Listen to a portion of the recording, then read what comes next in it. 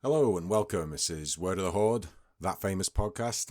I'm Dan. Joining me, as always, is Chris, that insane person. We have a mad discussion this week on all sorts of stuff. Well, I say this week, it was 16th of June. This conversation happened. So yeah, we talked about space and all sorts of crazy stuff. I think I lose my mind in the middle of it. Enjoy the podcast. Now recording. Cool beans. Cool beans. Yeah, we could just add at the beginning. Sorry, we'll just start like that. Just start talking shit. That's what everyone else fucking does. No one else does it, probably. Yeah, it's just like, we're recording. That's just the Rogan start. Yeah. We're in the middle of a sentence. Yeah, I love that. They're always like, give it 3 minutes. Like, whatever we get into in 3 minutes, it's like the initial, like, this is weird and you need to get a fart out and settle a little bit. That sort of. You just jump straight in. Yeah, but I've really, this is it. I mean, it's not a big deal, is it? Like, we just fucking talk shit, don't we? That's all we do. Shit. So they're going to see the real us within about 20 seconds of us talking. There's no point. I hate that feeling of like, and how you're recording. You know, it's just like, why do I give me feel... your best intro. Let's hear your best. Yeah, if you were talk showing this motherfucker, let's hear this. Because I'm too laid back. I'm chilling out in a lazy boy chair. Hey, let me hear the laid back version. Let me hear the wrong burgundy / the dude version of the intro. Yo, what's up? Ladies and gentlemen, welcome to that famous podcast. My name is Dan, your host. Joining me as always is Chris. How you doing, Chris? That's amazing. I am amazing. That was awesome. Loved it. That should be the one every time. Different versions of that. Do it in like a Scottish accent. That'd be amazing. That exact line, yeah, those exact lines, yeah, okay. And I should exact lines played out in different versions. Or I should just have that exact audio every single time, and then no matter what mood I'm in, and then immediately afterwards I come in hot and all in different moods. Just like, fuck this life! This fucking world is shit, did you ever see this news report? Yeah, you could. I mean, that would work. Yeah, that would work. I was thinking you could do it like an actor's workshop. So you just like, this time, express them same words, angry, and then do like your angry version, or be like, this person has just lost his favorite dollar, and then pound note. Really angry. Yeah. Does anyone do a really angry beginning to their show? I'm guessing there's some. I tell you what, at the moment, I'm guessing they're getting angrier. Yeah, there's probably quite a few going on right now. Lots of people just like, fucking hell, I got some stories today. So yeah, I'd imagine there's some pretty ones. But yeah, I think we should definitely work on some sort of start thing like that. I liked it. It's nice. Or we just do it within the first half an hour of the show, like a teaser in like a a series, like a TV series, and halfway through. For those that are joining a little bit late, they know they haven't missed too much. Just get into the titles. Thing is, I think it's kind of like, it's possible you don't even really need a beginning. You know, it's like you just start like Rogan does. He doesn't do an intro, does he? And universe. No, yeah. Didn't have an intro. It just began. The universe. Yeah, I mean, well, according to some, who knows?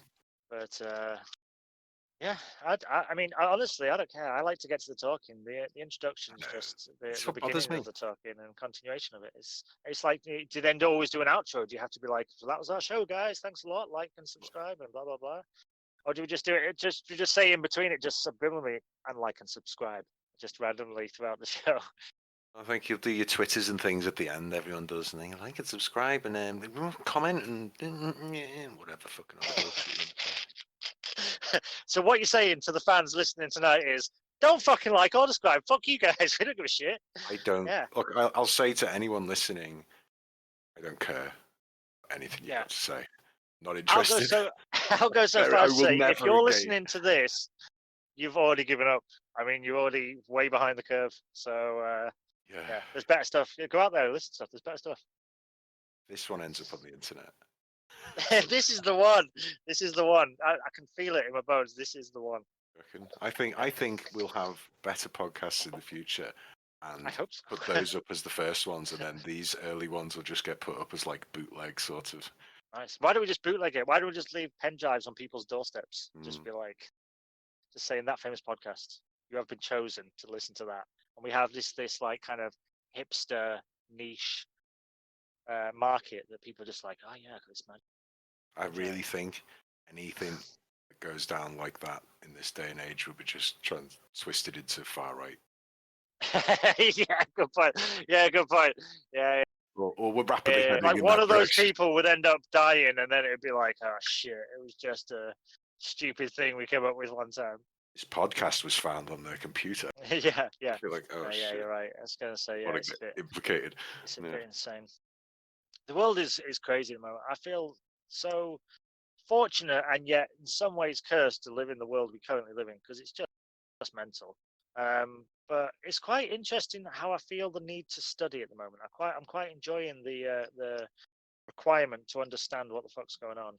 You have to kind of keep up to date with stuff, whether it's space or of course the Black Lives Matter or the coronavirus or anything. It's I feel like I have to be constantly educated, which is fun. It's like quite a Yes. my positive take for the coronavirus lockdown riots and stuff is I feel educated. I feel like that might be a bit of white privilege coming through there, but yeah, I'm doing really good and I feel proper educated. Yeah.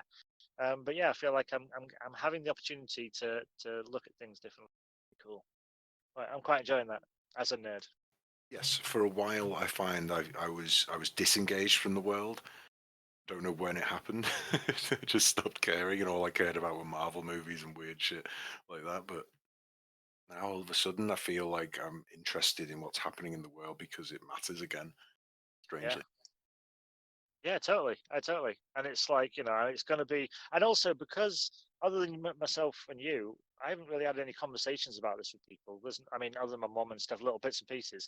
And I feel like in the next couple of weeks, there's going to be a lot of people talking a lot about it. And you don't want to be the person going, what? What are we talking about? What? Or, yeah, so. And also now there's some crazy like left-wing stuff, right-wing stuff, which is starting to go down, especially in England. Yay! Got all the whites coming out protecting fucking Winston Churchill. I was just like, wow, I didn't know Winston Churchill was such a beloved dude. I mean, there was a film about him, which was quite good, but yeah, now there's people coming out going, don't kill our statues. And they're like, they're killing us on the streets and kneeling on our necks. He's like, yeah, but not our statue. Yeah, it's hence the face slap emoji I said yesterday, but it was a subtle one. It was Tony Stark looking through the fingers and shaking the heads one because I'm just like, okay. It just seems like it's not cool. It's not ending. It's we've got far right people standing up to challenge them, and then you got another black guy's been shot in Atlanta now, so right. This ain't stopping. Nah. And have you seen I assume you've seen the autonomous zone in Seattle. I was looking up about that, and I was talking to a friend about that yesterday for about 5 hours. It's just such a fascinating subject. Yeah, I think so. As if you got another friend. I didn't know you had another friend that you talked to. I feel kind of hurt. I'm jealous. Several. Why are you talking to them? A couple of other friends. This is it. I spread out. We only do this once a week, you and me. Fuck you. Other people I talk to as well. I see. I'm just some other whore that you can just roll out when your other girls aren't around. You'll all come together on one podcast one day. One day, and we were like, "Yeah, that was my idea. I said that." And they're like, "Oh, that came from Dan." And you're like, "Damn you!" Like coming to like just getting smart. By the end of the week, you're talking to the smartest person, and then you're just like, "Okay, so I've got all these ideas that I've thought about." There is a point where I think, am I just repeating good ideas other people have told me and to one person, and then you say your good ideas and I repeat them back to someone else, and it's like, isn't that just like history though? Do I have any ideas of my own? I don't know. Yeah, and especially now, I feel like I very much need to be sure that they are a lot of my ideas, because some stuff I'm like, I'll watch one thing and then I try and watch something that counters it to get like a quite because it feels like it's like an overdose of any one type of media is super dangerous, whether it's like normal people or media or whatever, Yes, if you don't pay attention and you just focus on the one thing, at the end of the day, you will have that opinion. Full stop. Yeah, exactly. Yeah, it's all like bombardment is too intense of news and media. You can drown in media nowadays. It's insane. And I think also stuff like Twitter is that it's kind of like it's made by people that want to get an instant reaction out of you. So a lot of it's you just don't understand. I don't like, and like I've watched a lot of cops beating the hell out of people videos over the last couple of weeks. I'm like, some of these guys must have deserved it. You know, like there's definitely some people in there. I'm like, that guy's a dick though. You know, and like black and white, and you know, across the world, different places, just general violence the police do just to kind of get a kind of more of a I suppose an education on it, an understanding of what the kind of case is, because I've never had my ass kicked by a cop.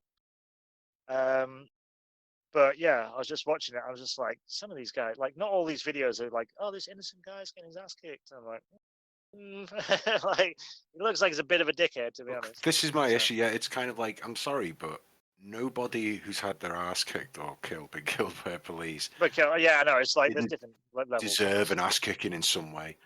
Yeah. No one who's been arrested and just gone, right, understood, off we go, officer, lock me up, let me go back into the, and just gone along with it, has ever had their ass. Well, I'm sure some of them, even some of them have. I'm guessing there's also been some that like kicked up to the cops and tried to kill them. They didn't get their face stomped. You know, I mean, it's like there's a line between all of them. But yeah, there's just different levels of things. But I did see one. It might have been the one you mentioned actually, about an Atlanta guy who was sleeping in his car. Was it that one? He was sleeping in his car at Denny's or Wendy's or something, and they shot him. But that's all I heard of the story because it was quite fresh at the time. It was last night. I was looking at it. Well, I've heard that story, but then I didn't. And then I've seen some footage of a guy running away across a car park with these two police chasing him, and I don't know if it's the same footage. I don't know if it's connected to that incident or if it's another incident. I couldn't really find out. But in this, what I thought was strange was quickly about this footage that I saw of the guy running away is it literally said above it, unarmed man shot by police with or he had a non-lethal, with a non-lethal weapon, or he's unarmed or something like that. But anyway, he runs off, and you see him. He had this white thing in his hand, and as he was running away, he like points it back at the police. Well, exactly like it would be you would do a gun. Yeah, like a gun. So it did something.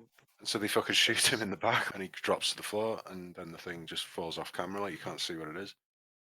Right. And so I was like, it doesn't look like an unarmed man to me. Especially the motion he was doing. Yeah, of course. Yeah. It's like I'd shoot that fucker. Grounds to. But you know what I mean? I'd shoot if someone turned around, someone's running away, and I was going, stop in the name of the law, or whatever the fuck we shout. Like, I don't think it's that. He's not Judge Dredd. Yeah. So like, yeah, but if someone turned around and was like, fuck you, cop, like as if they had a gun. Yeah. Pointed their hand at me like that, I'd be like, well, I'm not going to wait and see if he's got a gun. I'm just going to shoot. It's people like you, Dan, that are the problem. No, I know what you mean. I understand what you're saying. I haven't got a gun. I'm not the problem. I haven't got a gun. It's just like I said to you. It just feels at this sort of time they would relax some of the. I mean, you don't know the situation. That could have been a murderer. They are suspected, anything sort of thing that they were investigating in the first place. But if it was a case of them just investigating a sleeping guy in a car, then they shouldn't have ever. I mean, I don't know. You don't know. You don't know what I'm. Sure, we don't know any of this. We don't know anything. I have no idea. As per usual, we haven't mentioned this yet. We don't know anything, and we don't know. Yeah. We're uninformed about everything. Oh yeah, of course. Yeah, we are. Sorry, I forgot. That's one thing we need to put in. Forget the introduction. We need a disclaimer. We know nothing. We're morons. No. So right. Don't. We'll do a new disclaimer. We do need a disclaimer. We need to do one. These two idiots do not know anything about anything, so you should not listen to anything they're saying because they're fucking idiots. Something along those lines. I like it. Don't listen to the idiots is basically the message we're trying to get off. I mean, that's maybe what we should call the podcast. Not that famous podcast, but just don't listen to idiots. Dumbcast. Knowledge reigns supreme, etc. What were we saying then? I really lost it. Obviously, it's a contentious topic to be talking about. Of course, about. It is. The thing is, this is the answer. The thing is, at this time, 90% of the things people talk about, they have little to no understanding of at all. You know what I mean? Like, it's completely new. I think most people at the moment are just like, I don't know. So I think it's important to discuss it, to understand it better anyway. I think that's what me and you are doing. We're trying to genuinely understand and kind of get the world that we're living in a better image of it, because I don't fucking know anymore. It's a weird shattered mirror.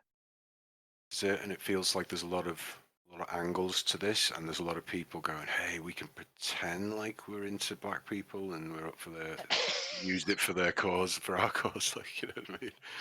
Oh God, the thing is, that's terrible. But yes, there's 100% of Yeah, those people. Yeah, there's 100%, definitely mate. 100% of them people. That's why this Yeah. autonomous zone in Seattle, Black Lives Matter thing going on there, is run mostly by a load of transgender white bloody idiots. Yeah, it has been hijacked by. Yeah, I noticed that. It's like, what do you got to do with Black Lives Matter? No, like I say, I don't know much about it, but I have seen that there's basically a warlord, and there's, or what people are calling a warlord, a guy that's come in and said, right now, I'm the police, I am the captain now, type thing. Probably didn't talk. But yeah, it's. But I do think the concept of it's quite interesting. If they just said, look, if you want to go free and live without, that's it. There's just give them. I mean, they did it with they did the opposite with the Native Americans. Just take that land, just over there, all the crazies and all the free love, do what you want, see what happens. No rules. I think they should just Like the whole of Seattle, build a wall around it and just make it like Escape from New York. Escape from New York. Escape from New York. To be honest, why not? I mean, at this point, we are in that future timeline, right? I mean, we're not in the positive Star Trek future anymore. We're definitely in the Escape from New York type timeline. So yeah, why not? I mean, it wouldn't surprise me.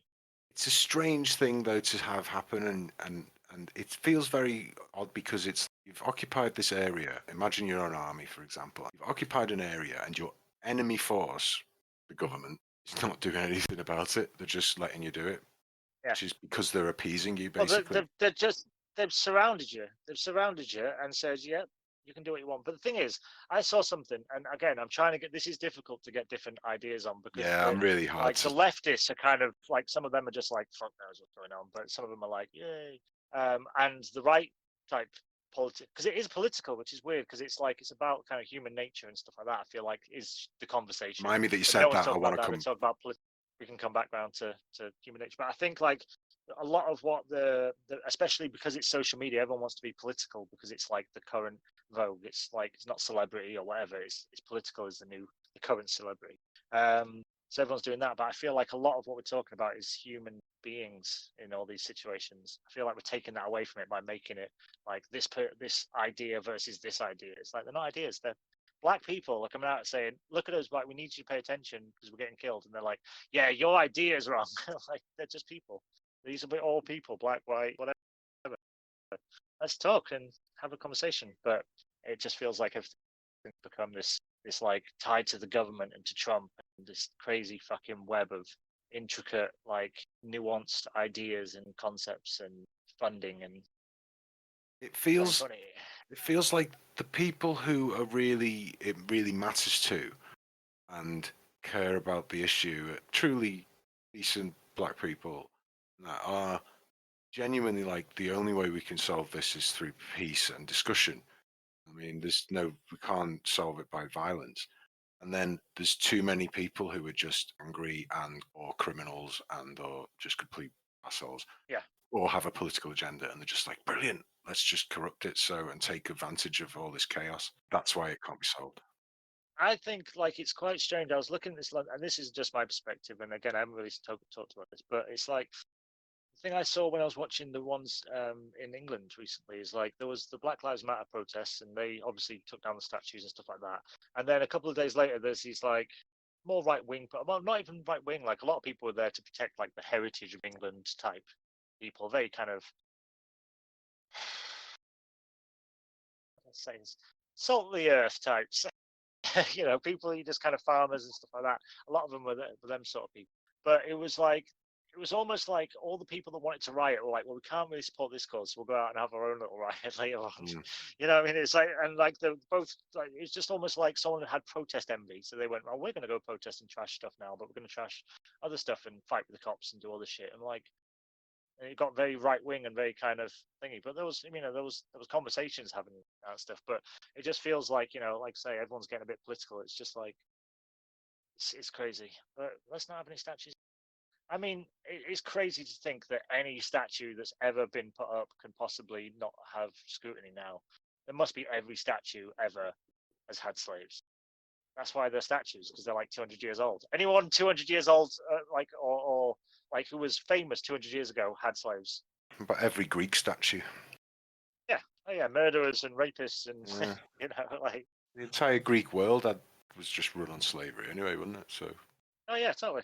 Well, I like to say every statue would be some mass murderer type, warlord type dude, or some sort of philosopher that had sex with boys and girls and children and all sorts of shit. So yeah, the world is a fucked up place. That's the whole point. what I don't understand with this stuff, it's like, well, if you take it down, then you've destroyed it. Eventually, you forget it happened, and then you don't learn from it, and then it happens again. And I don't understand. That is a simple piece of that we could see happen over and over again in history. And I don't understand how people just ignore that and they go, no, just get it down. We don't want it to be But ignored. do you think there's an argument for there is a time in history where the things of the past need to be put in a museum and looked at in a different light than being in the streets? So I can understand the idea because someone said we should have taken that statue down and put it in the museum. And I was like, that's kind of wrong. But I was like, well, no, because that kind of remembers history, but it also remembers the dirt. Like that's the idea of museums. I think whereas- that's a sensible middle ground. You know, what I mean, that's what I was thinking about the other day. I was like, it seems like, I mean, like say anything with the Egyptians, the Romans, the Vikings, any warlord race that we've had like throughout the last 2,000 years, any statue we've got, we keep them in a museum and we talk about like the goods and the bads, whether it's Corsair or whoever, the pharaohs or Cortez. So like maybe there's a time where we look at say like these actual people that we hold in esteem were they lived in a different time. Let's take them away. That time has passed, and maybe we are actually in a sort of more vibrant future. Or even just it's like it's time to stop venerating them in public and just to take them into, it's like we haven't got statues of King Tut or whatever. But yeah, maybe that's the middle ground. Maybe like finding some sort of middle ground to like move these things and remember them for what they were and for what they weren't, their rights and wrongs. I think so because instead of just smashing them and throwing them in fucking rivers, it just doesn't seem like a sensible thing to do. It starts with art like sculptures and stuff, but then like people have already started talking about burning specific books or removing them from curriculums and shit because of things, and it's like that's a dangerous slope. Burning any book is a part of history, rightly or wrongly, and it's good to look back and say, look, people thought this way. I think trying to remove a book from history is the same as removing art from history or removing culture from history. It's like it was there, so we need to, I think, shine a light on it is important. But again, no idea. I think the dangerous road to go down would be kind of the fact that it's like, well, when does this end? If you remove a statue from history and you want to forget about it and you want to burn a book and you start taking things out of books and start taking things off TV shows, cancelling certain shows, and eventually, when does it end? Do you remove Hitler from history because you don't want to read about what he did because it was bad? Yeah, no, I agree. Just don't know when they expect it to end and it can get really, really silly because then I'm sure there's plenty of people who are revered, who had questionable history. Mm-hmm. It's just that's people, the thing. Like, it's just people if we're you look talking at, like Malcolm X or something like that, there was loads of ties to different things. I mean, they obviously tried to get him with it at the time, but yeah, it's like you look at any historical person, and yeah, you're gonna. I like to say, I mean, it's America. Like I find it quite fascinating with America because it's like they've got no history, so they make a big deal out of the short history they've got, which is significant. A lot has happened in America in the last 300 years, but that's it. Like where I live, the city is like 1,500 years older than that nearly. You know what I mean? Like so, it's like it's like, and that's and obviously America has history way before that with all the Native Americans and stuff. But it's just kind of like they look at this 300 years and like, look how much stuff we've done and how dare you do this and how dare you do that. I'm like, man, it's 300 years. It's like some people have grandchildren that's still alive. We've got buildings in Liverpool that are older than that. Yeah. Well, I remember when my brother's wife is American and she was here visiting us in New York, and we're walking down this promenade and she was like, how old are these trees? And I was like, about the same age as America, like the US, they're probably about 250 years old, these trees. She was like, yeah. I was like, yeah, and this is like a man-made parade down here, So yeah, it's pretty crazy. So I do think that there is that aspect of they're still kind of very young in a lot of ways, but living in this kind of modern world, and places like China that are ancient civilization. Yes, I think that's a real issue. Is just that like the very young race, young country, America, and I just don't think they're intelligent enough in general. You kind of deal with these massive issues that are obviously. I mean, look at the way it's gone in the last few hundred years there alone. Yeah, and I also think, I mean, obviously, you don't want to get too into it because it'll go a bit insane. But like, Yeah. you look at like the founding of like American history. It was made from bits of other countries and other royalty, and like the industry that was built up with bits and pieces of other things. So it's like it's only probably now coming in, or trying to come into its like natural flow of a system to make it this new thing. Like I say, I have no idea. This is just my idle wanderings, but Talking shit. yeah, just absolute talking shit, just Bollocks, absolute bollocks.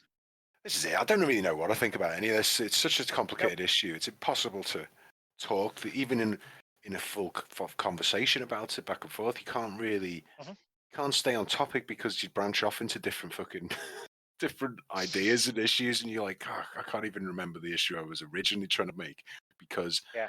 I'm like fucking 15 points away from it now." Because it's every issue branches off, and you could see so many different angles. There's so many people who have valid issues with what's going on from every angle. I agree. It's the perfect storm of chaos to cause. If cooler heads don't prevail in the next couple of weeks, this could spiral into anarchy, complete race war chaos. Yeah, I mean, there's going to be a lot of individual just wars with people.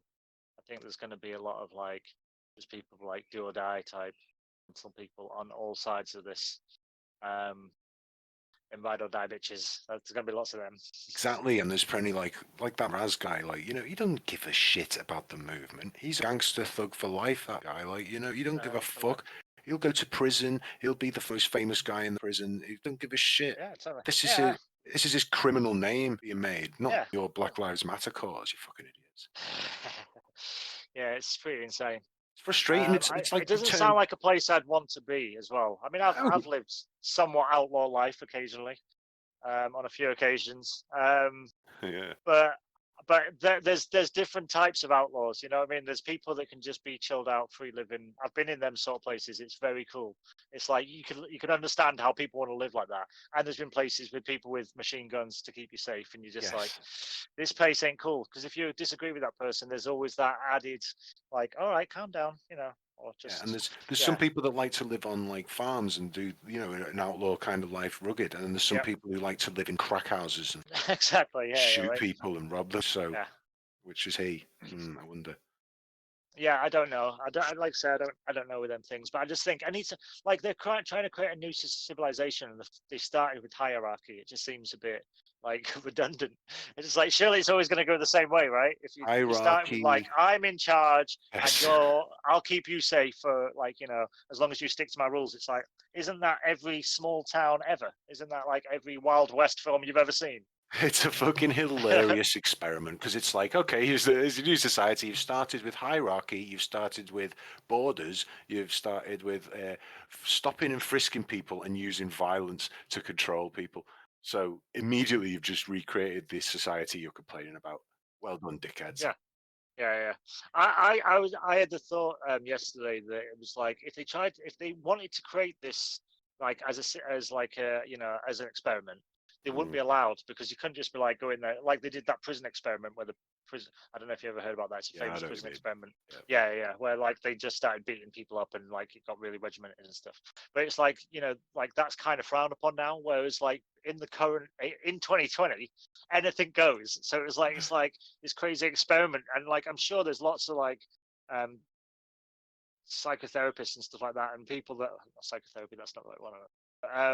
But people like looking at this and being like, it's interesting to study like the structure of humans within a lab scenario type thing. They're locked into these 7 walls and they have to survive with the thing.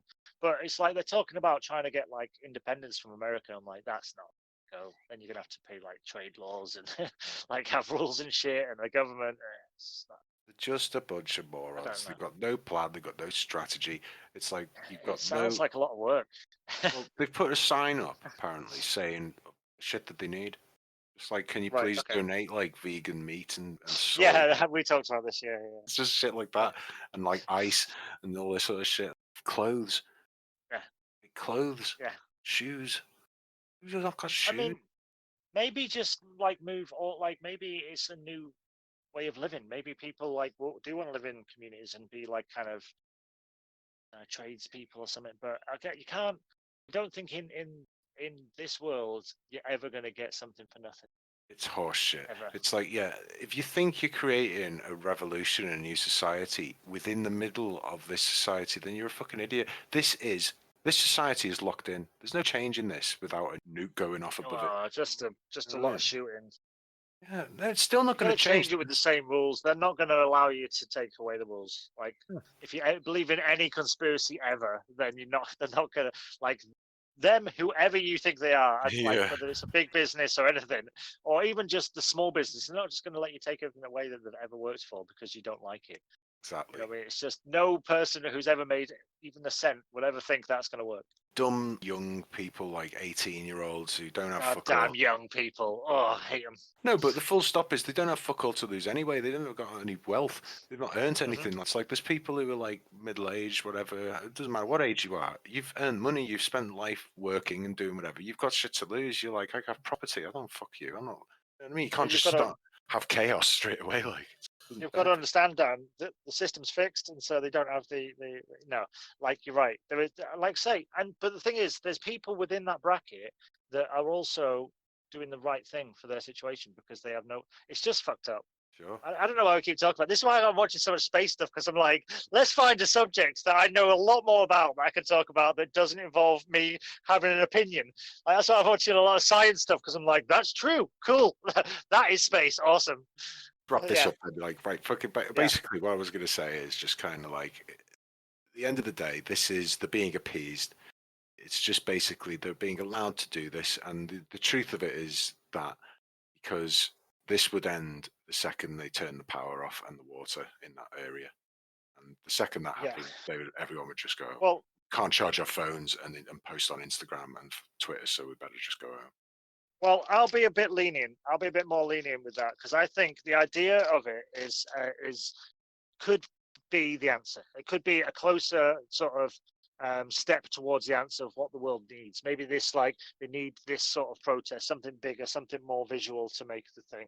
I just think whoever's doing it may well become a martyr to their cause because I think this sort of thing kind of takes the everyday sort of view away from it, going, oh, well, fuck that shit. I'm not like, someone would support that. I mean, like, you got to think there's baseline people that will put like Black Lives Matter on Facebook. They're the baseline. They're like, yeah, that's me supporting the Black Lives Matter.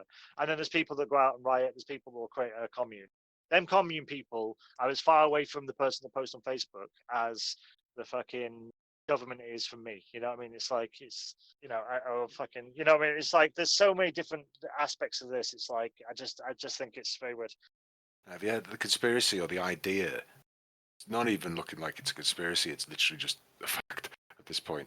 It's like that Black Lives Matter. Everyone who donates to them, it goes through the Democratic Party and Joe Biden. So basically, the idea is that the whole movement is the Democratic run for the They're president. funding. They're funding for It's basically their campaign to go against Trump because they can't get Right. out there. Biden can't get out there. Yeah. First off, because he probably had a stroke or something because he can't speak. He's a moron. That's really rude, Dan, because these Fuck types him. of people, Right. And he's a fucking asshole. and so basically, because he can't get out, they can't even do a fucking Zoom campaign Yeah. chat, because he can't manage it. And he can't get out there and campaign anyway because of the lockdown. And so they're like, Yeah. they have no strategy for beating Trump. Like, and so the theory is that like they're funding Black Lives Matter will slowly evolve into the. to basically use this black guy as to run against Trump, basically. And so people just want Trump out at the end of the chaos. So I mean, that'll definitely, like, maybe that. I mean, don't get me wrong, that sounds underhanded. It does sound like a conspiracy, but if that were the case, maybe that's the answer to the next thing. It's like self-funded political runs and not these big government things. And potentially, I don't know, That's a man. completely I don't separate know. conversation, but yeah. Yeah. No, but and then the other part of it is that like he's asking for Democratic vice president candidate to, and he's asking for a female who could start immediately, and so they Right? reckon Yeah, it may yeah. be I saw they put the call out, which is weird. and then within the first few months or 6 months of him being elected, he'll stand down for health reasons and they'll be president. I wouldn't be surprised if he dies on election day on the podium. Just has a heart To be attack. perfectly honest with I you. won. Or just kind of just walks off the stage, just starts wandering, just kind of drifts off like an old, granddad, and just falls straight off the stage and just dies. So He's, that's the sort of theory, I think, that this could be the run on against Trump. Hillary's terrifying, and Yeah. Michelle Obama, I don't know. She might be tied into all the snakes and ladders. So I don't know. The whole world's insane. Anyone who could concoct this strategy is terrifying. Yeah, or even if it wasn't concocted and it still comes to be true, it's 2020. I feel like 2020 from now on is going to be like, oh, that's 2020, as in that's just fucking terrible. That's the worst case scenario. It's just the worst case scenario world. So like everyone go, should we do this? I'm like, it's 2020, and they're like, oh yeah, we won't do it. Cool. Yeah, just do something. Wait till 2021. It is. It's like it's the year we almost died as a race, technically, and we still got 6 months to go. But it's the year we had a fucking world pandemic and almost had a race war. We're still in both of those though. It's not like we had them. That's what I'm saying. It's like, remember, that's the thing I think's the most difficult about the current situation is we're living in this world where anything you say will change overnight. Any opinion I have about anything, like say between videos, sometimes you're like, yeah. So it's and that's why I think I've been taking step backs with watching other things and doing other stuff, just to be like, I just take a break from society because I haven't got work or just the normal everyday life to distract you. It's just like there's just stuff to watch on TV and oh my outrage all day long. Occasionally throw in a cat video or something just to be like, oh. You connect to that outrage way like too much. It's it can really hammer you in the head. Yeah. I think that I think the next couple of years there'll be loads of like coronavirus caused digital addiction. I mean, like this sort of idea that people are like addicted to it. They've just spent 3 months immersed in it. Now they're going to go back to work and I'm like, I can't look at my phone. I look at my phone for 18 hours a day. I've been on Twitter, for 15 hours. I thought it the other day when I was kayaking over the river and it was lovely. I was like, oh, where's my phone? I should take a picture. I'm like, who gives a shit? My phone's in my bag. I didn't think about it for the rest of the day, but I'm just like, who am I taking a picture for? Look what I'm doing while everyone else is sat at home. Even me, I'm protesting or anything. I'm jumping on Twitter every time I go to the bog or something, like, you know what I mean? And just reading like some news. What else has happened? Is there anything else? Who else has been shot? It's too much.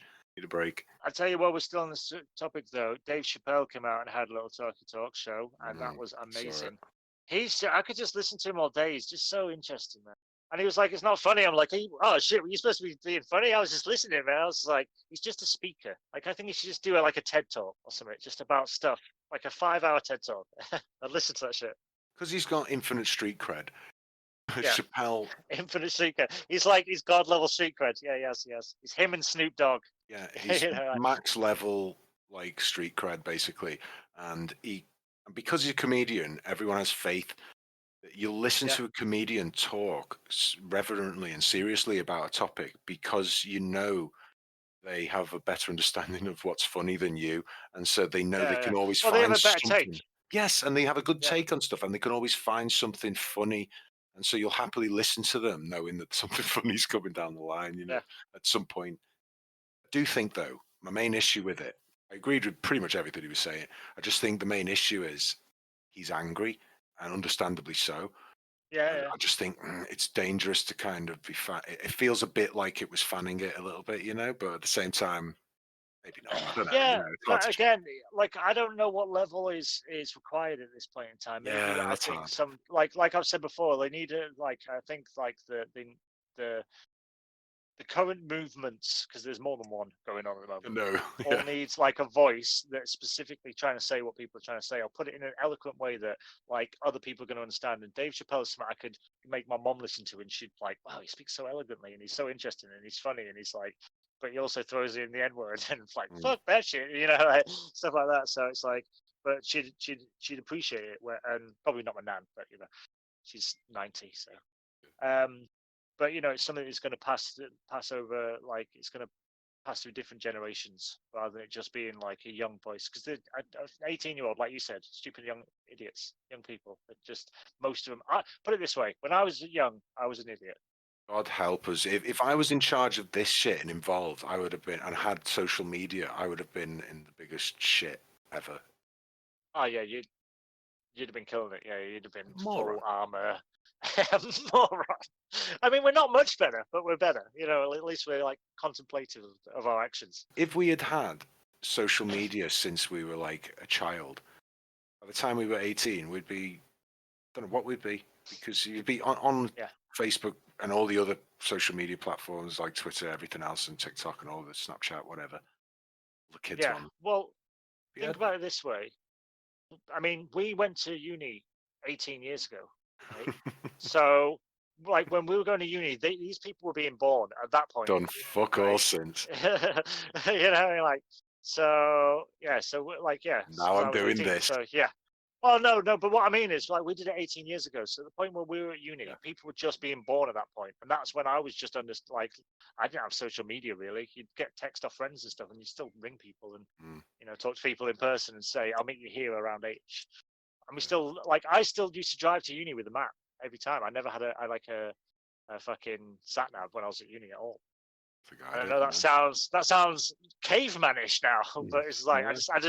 I had to map it every time because it was this crazy little side roads that I'd take to, and I'd get lost every single time. But I had a map, I had a big ass map that I used.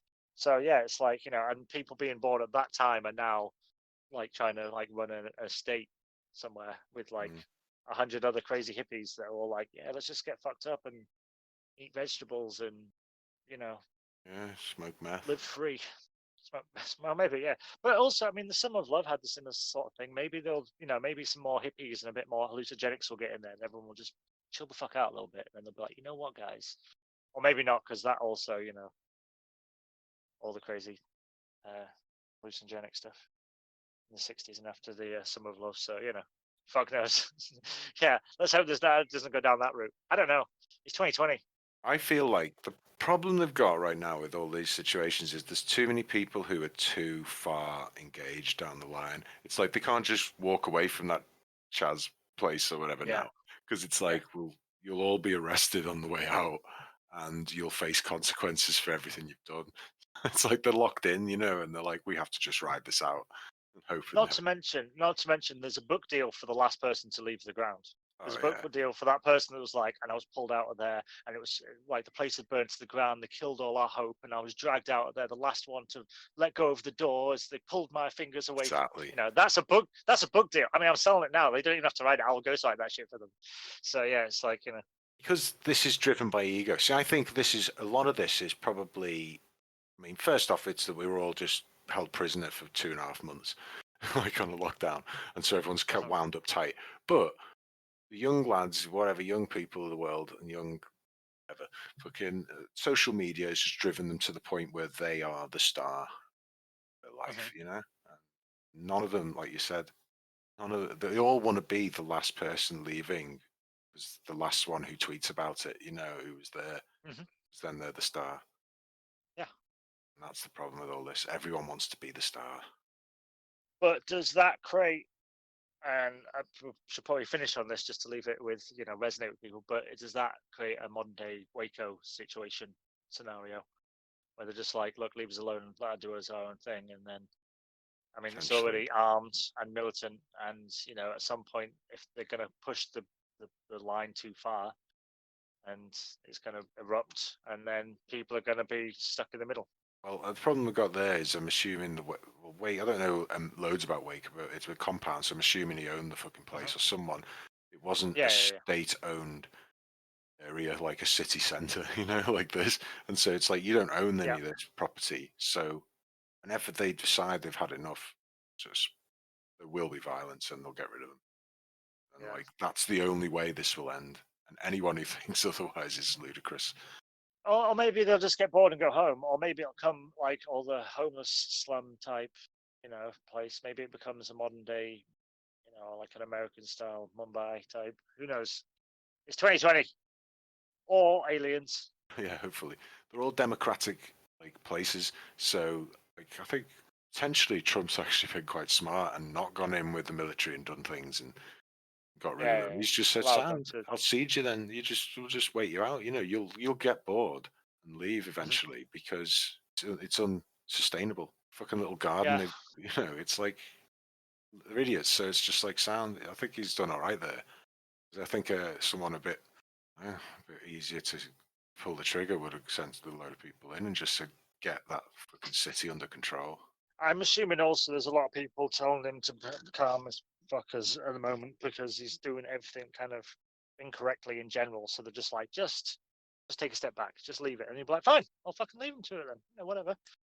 See how badly they do, and maybe But again, I'm glad I don't live in America for the first. Well, I say the first time. I quite like America sometimes, but it's Yeah. one of them times I definitely wouldn't want to be in America. Strangely, I've always wanted to live in America at some point in my life, and I this is live the in one. America. This is the one time I really don't want to. No, really wouldn't want to live there. It just feels. I mean, don't get me wrong. There's still places that are completely untouched, I'm sure. Sure. But it just feels like it's going to resonate and it's going to be in the ethos of the culture for a long time to come. It's going to be the new thing. There's definitely going to be people like, I was there when blah blah blah. I That's felt it what, a little bit when I was over there a couple of years ago when there were activists over the pipeline, over the Dakota pipeline, and I wasn't far from there. And my brother was like, go to it. But it was already getting to the point where people were just turning up and wrecking the place. I'm like, no, I don't need to be one of them people. yeah. It's like, not just because it's a move, like it's not a movement, it's a party, and it's like that's not. I don't think that's anything worth fighting for. But there was people going from the town I was at. They were like taking a bus to it. But yeah, the world is 2020 is its whole own universe. I think we just slipped out of our timeline to 2020. Something's happened. We're in a simulation, or something's gone on now because this ain't normal. Well, that's a good cue to talk about simulation to go on to our next topic of I've watched a shitload of space stuff recently. And we are definitely in a simulation because all the rules that I understood of space, which, don't get me wrong, I'm a moron. I'm a chimp that looks up at the stars, but everything I knew it seemed to have been disproved recently with just like loads of crazy shit where they're like, yeah, there's just areas of space that time's different. It's like, oh, okay, yeah, cool. That sounds like something out of a movie. It's like that'll be in the next Doctor Strange. Did you watch that Methuselah thing then? Yeah, you'd said you'd watched that. I watched that documentary. Was that the one you watched? Because I was watching it. I'm like, this is all the points. But I saw Probably about the 5 same of them. information, yeah. Yeah, it was a lot, but it was insane about the axion and stuff. Yeah. Yeah, I've been watching stuff about the birth of the universe. There's actually a really interesting YouTube channel about the I can't remember what it is now, but there's all sorts of little things like what reasons would the solar system like end and all these sort of things, and kind of gives you loads of kind of cool ideas. And how would the universe finish? How did the universe begin? Things like that, and kind of all these different theories, and it's good. Yeah. I'm just trying to remember some now. Yeah, no, it might well be the same one I watched, to be honest with you, because, like I say, that sounds. TV down. That sounds. Godier, his name is John Michael Godier. John Michael Godier. He's a novelist, apparently, a sci-fi novelist. But I watched 10 sci-fi novelists. 10 mysteries of the universe, 10 bizarre deep space astronomical objects. A bunch of different ones. 10 things about the universe we may never know. I had loads of points to make and I've forgotten them all now. Well, go on, you talk. John Michael, what was his name? John Michael what? Godier, Godier. IER. Yeah. I believe this is actually the same one I subscribed to. It's cropped up since I started watching a lot of these sort of videos, and so all of a sudden my YouTube's full of crazy shit like this now, so I'm like, sweet. I decided I had some time to melt my brain and decided to watch, because you told me about that Methuselah, and I was just like, that sounds like something I could watch. I'm also reading a book about Greek gods and stuff at the moment, written by Stephen Fry. It's called Heroes, really interesting, about like Hercules and stuff. So I love the fact that it was instantly like, Methuselah, I'm like, that's one of these things, and that's one of the gods, blah, blah, blah. So I started watching it, and then my brain melted. So I decided to watch like a black hole documentary, and then like something about So there's a black hole one, which was about supermassive black holes and all this stuff, and it was a lot. It was a lot. It was one of the ones where by the end of it, I'm like, don't go into a black hole. Cool, check. That's the thing. Yeah. But there was some interesting stuff about it and how it's like it's all going to be destroyed and stuff. But I think the thing I found most interesting when it was talking about like the universe in that, and another one I watched where it was talking about how distant to the edge of the galaxy we are, compared to like even just a few, like the distance to us to the next star is so vast, but like when you get to like even just like 10% closer to the core, it gets super like condensed. There's like lots of areas of stars and stuff, and I'm just like the distance within this distance we have 5, they might have 200 different like systems, solar systems stuff. I'm just like, sounds fascinating. I want to be there. Like I've always thought about that. When I see those big maps, I'm just like, we're just on the edge. But it also means like, I don't know what it means because I don't understand space entirely. But it's like, well, we then like the youngest of them. So all them people in there, like the closer you get, the more technologically advanced, because it's going to be lots of systems with different planets, all destroyed. I mean, we don't know how the worlds work out and stuff or whatever. But you would kind of expect any sort of evolution in them areas would be like vastly, like they'd start to see each other a lot quicker and their evolution would be gained because of that. I was thinking potentially the closer you got, because there's a black hole at the center. Yeah. Sagittarius A. And so I was thinking the closer you got to that, wouldn't time slow down? So technically, those any races or any alien races that might be in, around stars near the core would technically have existed longer, I think. But Head-wrecking theory. well, no, because but maybe I don't know. Maybe because they've been drawn in, so they've gone through all the different levels of time before they've got there, so they've existed, and as they get there, it goes slower, so they can evolve. I don't know because it's space, and now space doesn't make sense to me. After I watched some of these stuff recently, there's loads of stuff where I'm just like, well, that doesn't make sense anymore, and like it was just like, what? One of the ones I saw was, and it goes off on a bit of a branch this, but it's kind of like, obviously they have, because they can't see past the horizon, they don't know how much of the universe they can't see, and so potentially it could be infinite, and and obviously our universe could just carry on, or it could have an ending, and then we have other universes, just like galaxies basically, and then other galaxies and other universes within a massive universe, and so on and so on, and just keep going like a multiverse. And so if it's infinite, if the universe is infinite, and aliens definitely exist. Plus, what was the other thing? Hang on. I mean, I don't think we ever need to make the argument anymore that aliens don't exist. Right. Well, here we go. Right. So, but here's the thing: if the universe is infinite, yes, then aliens definitely exist. Plus, there is also, because it's infinite, then there is definitely another planet exactly like Earth somewhere. Yeah, there's infinite Earths. Yes. Yeah. But and many of them, and you will also exist, so being just like you somewhere else because it's infinite. Yeah. Also, there'll be infinite versions of me and versions of this Earth as well. Yeah, and that would, and so it's like that whole possibly. So the whole theory of like the multiverse and like different realities and playing out every eventuality could actually exist within our own space-time continuum. If the universe is infinite, it's just so monumentally far away. It's repeated, it's so many times. Then also, if it's infinite, at some point in the universe, like cosmic rays and various other vibrations and matter would actually manifest like ego, like the brain. Yeah. Well, like I planet. say, there'd be every like conceivable eventuality, so people would be like, that's it. Everything. So essentially, yeah, I mean, like, so what would happen? It's like, yeah, it would eventually form a brain in space, and it would think and have memories and think that it existed, and it would basically think everything that we know as existence. So we could just be that thought and of what that God is, that being, and it could essentially be God and become self-aware. Decide, right? It could then reorganize itself because it's the universe and it's the brain of the universe. Technically, it could then be self-aware and organize the universe into the exact thing that we're experiencing right now. So technically, that's what God could be. that it's already happened, and that's why we can't shake the idea that we were created by something, because we were. It was reorganized. That's interesting. Yeah, I thought that was quite an interesting theory. Yeah, that's something that'll give you nightmares. That's something. Tell you what, write that down and explain it to me.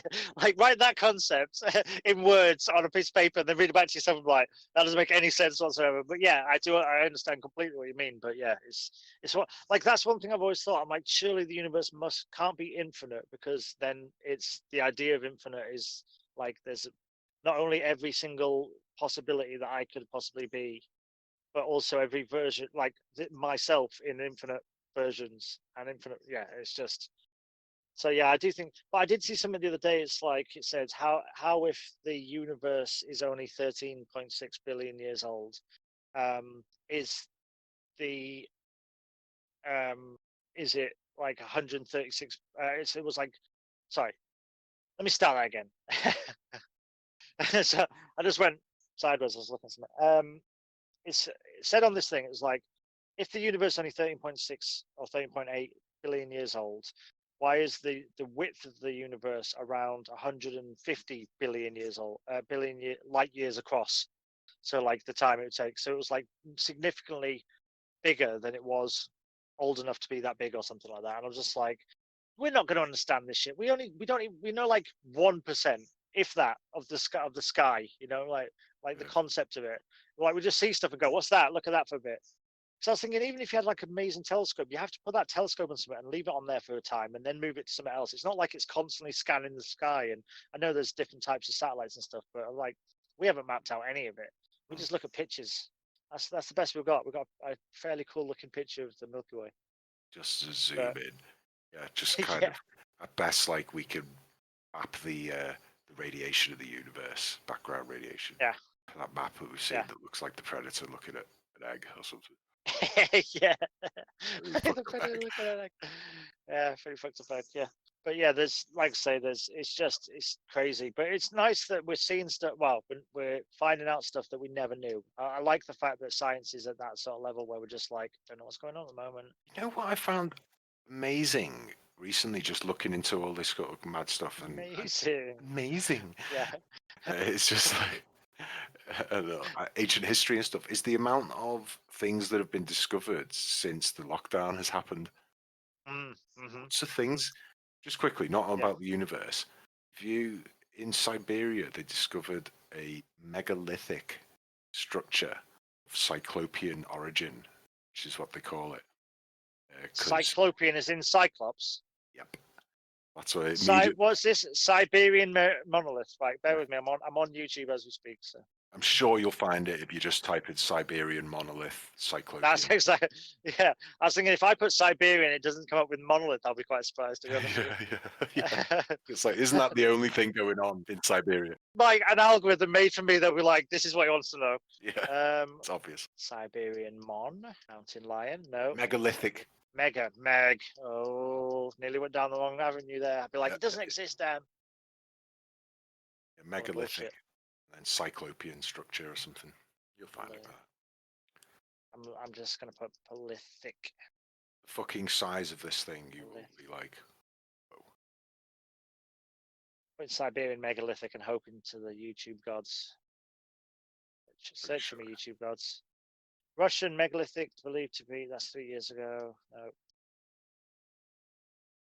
not saying this one was just recently found. It was found quite recently, but not like the last couple of months. I don't know when it was found. Siberia. Years ago. Yeah, I can't find it on there. I might have to look on there. Siberia. Google later. Cyclops. It's not often you get to use the word Cyclops. I really like to use it. That's why. Yeah, I've always found Cyclops like the underused mythical beast. It's like you often see, like, like, not since Jason and the Argonauts have they used a good Cyclops. Yeah, it's literally the first thing. After I said Siberian megalithic Cyclopean structure. And God, these are hard words for a moron. Cyclopean. Yeah. It's called the Gornaya Sharia megalith. It's on Sharia Mountain. Gornea Sharia, the largest man-moved That's it. stone on Earth. That's it. There's a Hold on, I'll bring up Wikipedia some page. pictures while we're talking about. Yeah, so I'm just on my computer, on my Xbox. So big old stones. The fucking Stone of the size pregnant of them, woman. mate. I've seen that one before. Yeah, I've seen the pregnant woman stone before. I'm guessing ancient aliens, but yeah, it's insane. Like I've watched stuff on the pyramids, and I've always thought it's just insane. But yeah, it's cool that they find new stuff. I saw a thing today where they found I think it was a Roman burial, and the body inside it had a water pipe going through its head. Someone had just drilled obviously both sides, stuck the water pipe down and carried on. And literally, they uncovered this thing and had it perfectly drilled through its skull and out through the other side. And they didn't find it for another 15 years. That stone's massive. These are the massive stones that look like they're melted together, aren't they? These are them ones. These Look at are the size of that thing. mate, the 1,500 tons. Some of them. So I mean, they're made by cyclopses. That's literally got people standing, it. being dwarfed Love by it. them. You've got trees, giant, burned, like massive There's one trees. here that looks like a castle, but it's just built out of one big old piece of stone. Just There's one loads big, of them. massive. Yeah. Yeah, it's pretty cool looking. Like this is one thing that I love about conspiracy stuff. I like the old school crazy shit conspiracies, like the old ancient stuff. I love that. Like modern day, like government stuff and Yeah. espionage stuff It's is this shit. too angry. Whereas this stuff is like passion. It's like you Yes, look at it and that's you're it. like, oh my God, God's made this. You can see why people said fucking like if you said, oh, there's a God, like come and see our temple in Athens. There's this God, and we built it for him, and people were like, oh, I've never seen a temple before, and saw that for the first time. I saw it when I was in Thailand. I saw a fucking 80-foot Buddha, and I was just like made of gold, and I was just like, or at least gold plated, you know what I mean? But 80 feet, and it was like it was walking down the street, and this guy took me down this like alleyway. I thought I was being murdered. Like my tuk-tuk driver was like, no, come down here, come down here. And I'm like, fuck off. I went into like the side door, and then there was just in this like courtyard of these like high-rise like this community area, a fucking 80-foot golden Buddha. And you're like, what the fuck? Like, yeah, walk around, there's like a little like thing and you can pray and shit. I was like, yeah, I'll chill out here for 5 minutes, take some pictures. Fucking insane. This is definitely the stuff that excites me more. Yeah, the ancient idea of we could be stuff happened before us, and the idea of aliens. All this modern day stuff. It's angry, like you said. It's you going. I really don't care that much about it. It's all this stuff I love. Yeah, what you were saying though, the way this branches off, right? This once I heard about this and found out about it, I started looking into more stuff and what it was, and they found like giants, big skulls basically near this area, and they reckon they're part of the same people, and they're called the Denisovians, basically. Denisovians. Denisovians beginning with the D. Denisovians. Yeah, and so they're these large skulls that they found, and the volume of the skull is much larger than a human's.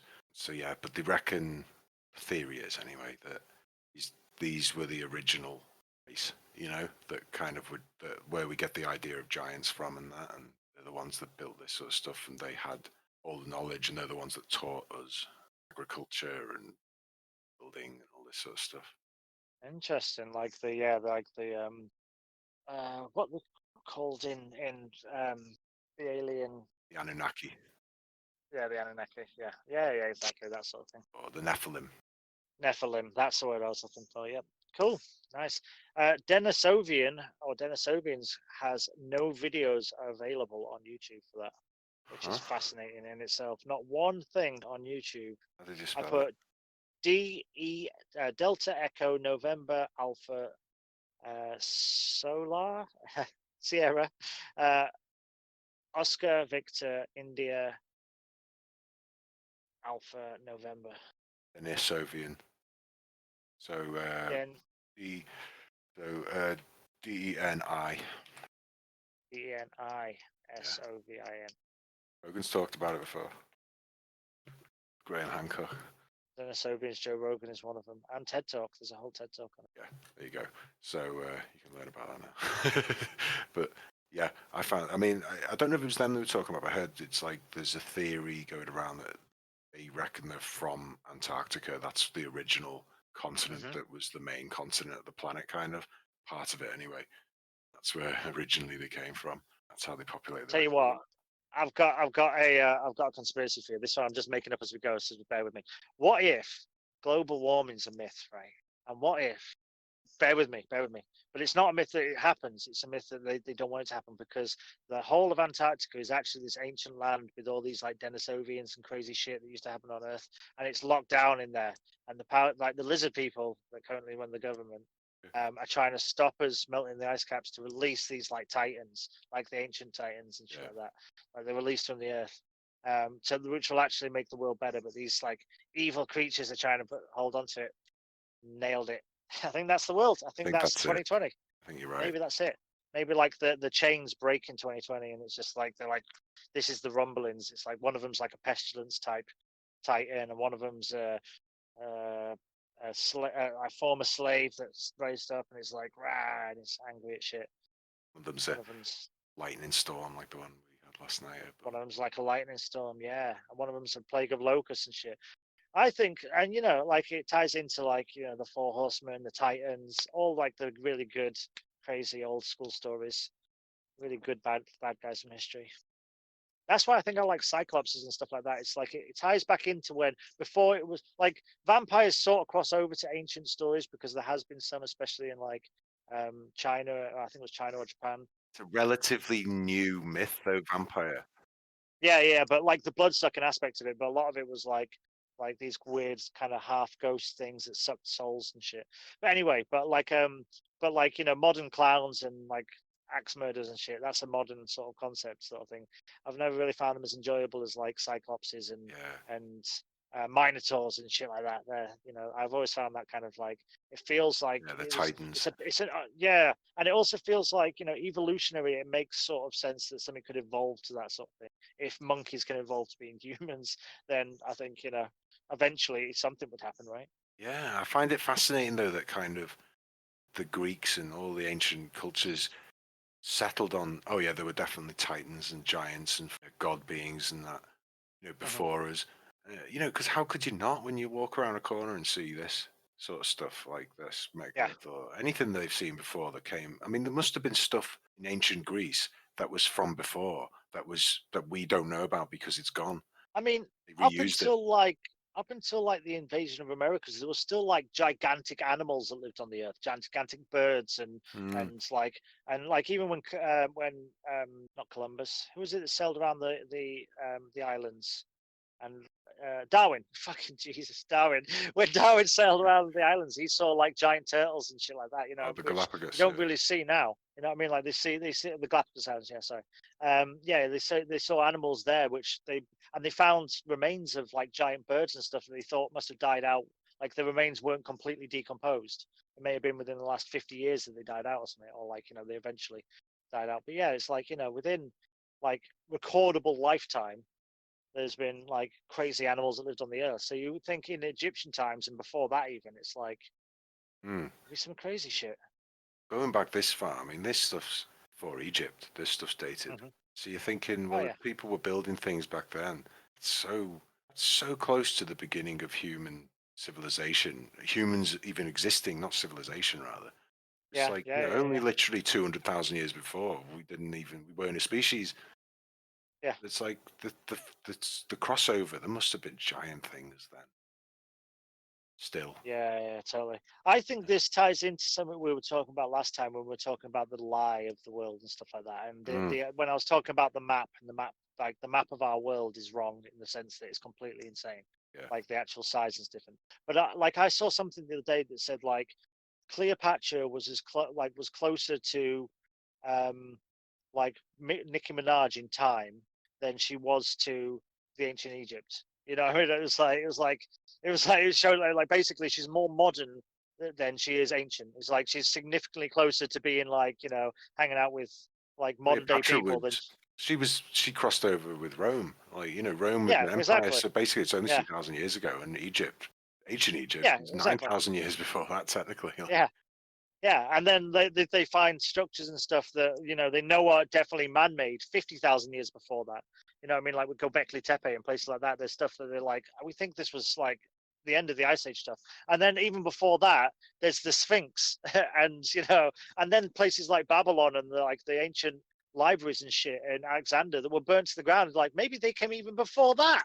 I mean, maybe they were Sphinx era, or even like that's like the ancient, like a library that big. When I saw a picture of that the first time, I was like, that was burnt to the ground. Why would anybody do that? It's like that was a library of just pure knowledge that had gone back history. Like, imagine what our history now would be like It's if like that existed. Citadel, wasn't it?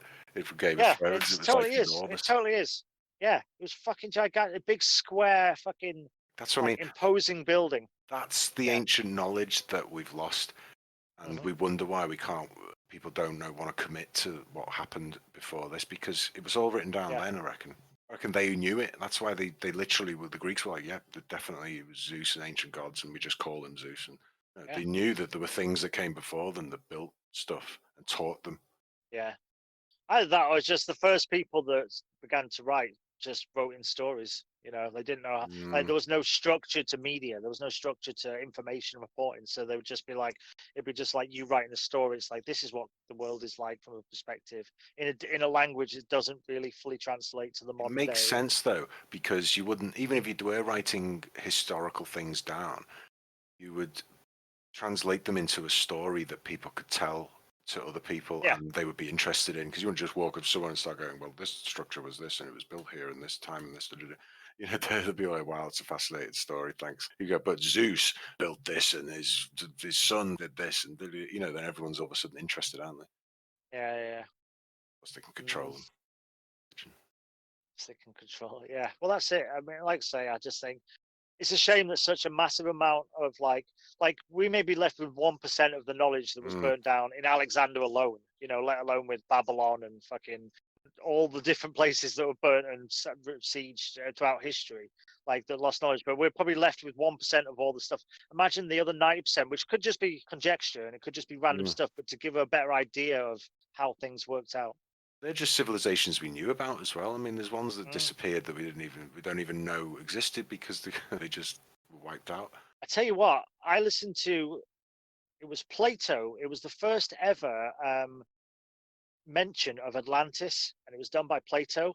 And the way he explained it was like an architect explaining it. Like matter it was of like, fact, and you go here, and there was 4 floors, and this one had white walls, and one wall was red, and blah blah. It was like so it'd been there and seen it. Yeah, it was crazy. It was really interesting. This is an interesting thing that I found. It's like in actual history, before Rome, it was probably around, I think it was around 500 BC, so it was before Alexander the Great as well. Before Greece rose out of the darkness again, because Greece had 2 rises. Yeah, they kind of and then they got wiped out and crushed. Came back to the Enlightenment again. Because like Socrates and Aristotle and Plato. And they exist at the same time as the end of Egypt, roughly. A few other states as well, and Persia, a bit of Persia and that. But just the Aegean Sea, during this time period, all these cultures over the period of about a few hundred years, constantly, they all got wiped out. Basically, they all ended, and no one really knows why they all ended. Each of them were attacked by a race of people that came from the sea, and no one knows who they were. This is ancient. This is proper ancient historians. They just call them the sea peoples. They just call them the sea peoples. They just came from the sea in boats. They don't know where they fucking came from, who they were. They described them as multicultural people who different colors. They all spoke different languages, all wore different clothes, and they all had these amazing boats that just turned up out of nowhere and wrecked everything and everyone, and then just would fuck off, and no one knew where they came from. And they essentially Institute of Sea People from 6 months ago, a study of antiquity and the Middle Ages. There you go, boom. God, there's so much stuff. There's so much knowledge. This is just a side thing, though. Oh yeah, by the way, possibly ancient Egypt and the first rise of Greece and a few other people, Persia, got wiped out by the sea people. Yeah. And they're just like, what? Who are these sea people? We're moving on. Yeah. I find it fascinating looking at, especially something like ancient Greece, where it's like Socrates trained Aristotle, who trained Plato, who then, or whichever order it was in. Yeah. Who then trained Alexander the Great. And Alexander the Great then like he conquered the world, but he took a library of books with him. You know, like he was said to carry a library with him as he travelled the world. I wonder why he knew how to conquer the world, because he was using knowledge that no one else had. Yeah, and philosophy, like the idea of it, the conceptual idea of it. Invasion of the Sea People, Egypt in the Late Bronze Age. Ooh, I can learn about a whole new people. Yeah. I tell you what I've noticed recently is because I've been watching a lot of stuff and a lot of science, and I've just been taking in information and stuff. Like I'll be talking to my mom and I'll be like, blah blah blah blah. Like Yeah. there's a planet that's older than the universe, and just like dropping it and then I'll be like, yeah, there's this planet, and apparently time might have like changed, like it either earlier in the universe time moved at a different speed, or because of some sort of like something in this area the planet ages differently, but they think it's older than this with the and then but I kind of left it with that after like a 2-minute brief, like just saw this cool thing, and then I was like, oh, that's just going to leave her head like this. Okay, yeah, she's just going to be like, okay, Chris, the universe is older than you think it is. Good for you. What does that make to any point in your day? How does that affect you whatsoever? I don't know, but yeah, I do find it interesting. Have a nice week. Yes. Oh, Boston. Yeah, it's kind of nice sometimes to wee when you really need to wee. It's one of them feelings where it's like, especially if you've been holding it like an hour, like where you're just like, oh my God, it just feels like your whole life's just like, down to that moment. I find because I drink before I go to bed, sometimes I'll like have a glass of juice or whatever and I'll finish it before I have to go to sleep. I often wake up needing a piss, and I just have to have that feeling of just constantly needing it, you know, in the sleep. You just have to Just get think that's you're gonna get to like peeing in the night stage in the next 10 years now. It's what's happening already. It's already happening. We're getting to this way. You gotta work on your pelvic core, your pelvic floor. Do some yoga. I'm worried about that thing that you used to have. I have it every now and again when I'm an adult, but I used to get it as a kid, where you wake up or you need a piss and you're sleepy, and then you think about going to the toilet, and then you think about it so much that you think you're doing it, and then you almost piss yourself. Yeah. And then you're like, shit, I'm still in bed. Yeah. Yeah. As a grown-up, you don't want to be pissing yourself. Yeah, I follow you. Yeah, weirdly enough, I think most grown-ups feel the same way. They're just like, it's always, because I mean, everything from a childhood, any trauma from a childhood, you remember, and you're like, as an adult, you're like, I hope that trauma never comes back. Whether it's a stutter, or you're scared of the dark, or you're afraid of butterflies, or whatever. Like you always think, like as an adult, it's like you've got everything settled. But there's loads of people I know that are like completely normal, and then a moth comes by, and they're just freaked out, and you're like, what is wrong with you? Yeah. You know, like what the fuck is it? Like what happened to you as a kid that fucked you up with moths? It's like a rescue dog. Is it though, like that kind of, you pissed yourself as a kid, you pee your bed as a kid, and then you go the rest of your adult life, and then the day that happens again, at some point, it's the day you start going downhill. You know, if you ever do it again. Yeah. Yeah, I don't remember the last time I pissed myself. So I don't remember having an issue with like wetting the bed particularly. But I do think that'll be the day when I feel like bad about myself, because yeah, it's just weird being an adult when you feel like you've got shit together, and then it's just like like there's so many weird things about being an adult that they don't tell you as a kid. You just like there's still stuff that like when you're an adult you just still like, yep, I have no idea about what. I said this the other day. We were talking to my mom. And I was like, "What people do without you?" Because she was doing like shopping for my nan and me, but I went with her. I didn't mind my nan and stuff. She's like, "Yeah, when I'm gone, you won't know what to do." I'm like, "I honestly won't." like I go eat with my mom like once a week, and if there's any like financial things or anything like that I have no idea about, anything with an application I struggle with because of dyslexia. But I'm intelligent and I can write. I just like actually looking at it. I'm just like, I need stuff. I find it a struggle, but I was just like, I'm going to be useless. I'm fully aware. Like, there's stuff I'm really good at as a grown up. There's stuff that I just never learned. And like looking after myself, cooking regularly. I'm surprised I've survived this long. I'm amazed that I have got this far without knowing anything about taxes or doing anything to do with taxes. People talk about doing the taxes, and is that just an American thing? I've never done anything to do with it. No, I've occasionally applied for like tax rebates and stuff like that. But most of the time it's a case of like filling them out on a website nowadays, or waiting for it to come through. They usually send you a letter saying you can either come online and piss about with an application, and we'll send you it today, or you can wait 3 months. So I'll go online. It takes me 10 minutes, but it still pisses me off every time I have to reinsure my boat. It drives me insane.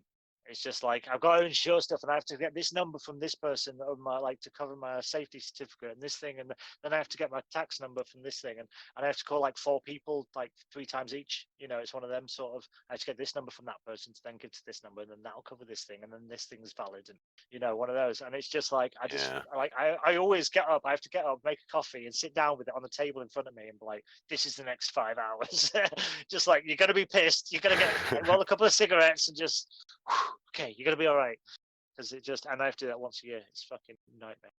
And I've got to organise a safety certificate this year. I think it's like, ever since I've not owned my home anymore, since I sold it, I used to constantly have days like that where I go, okay, I guess it would just be a constant, okay, I get to have a week now where nothing's going on and I can chill out.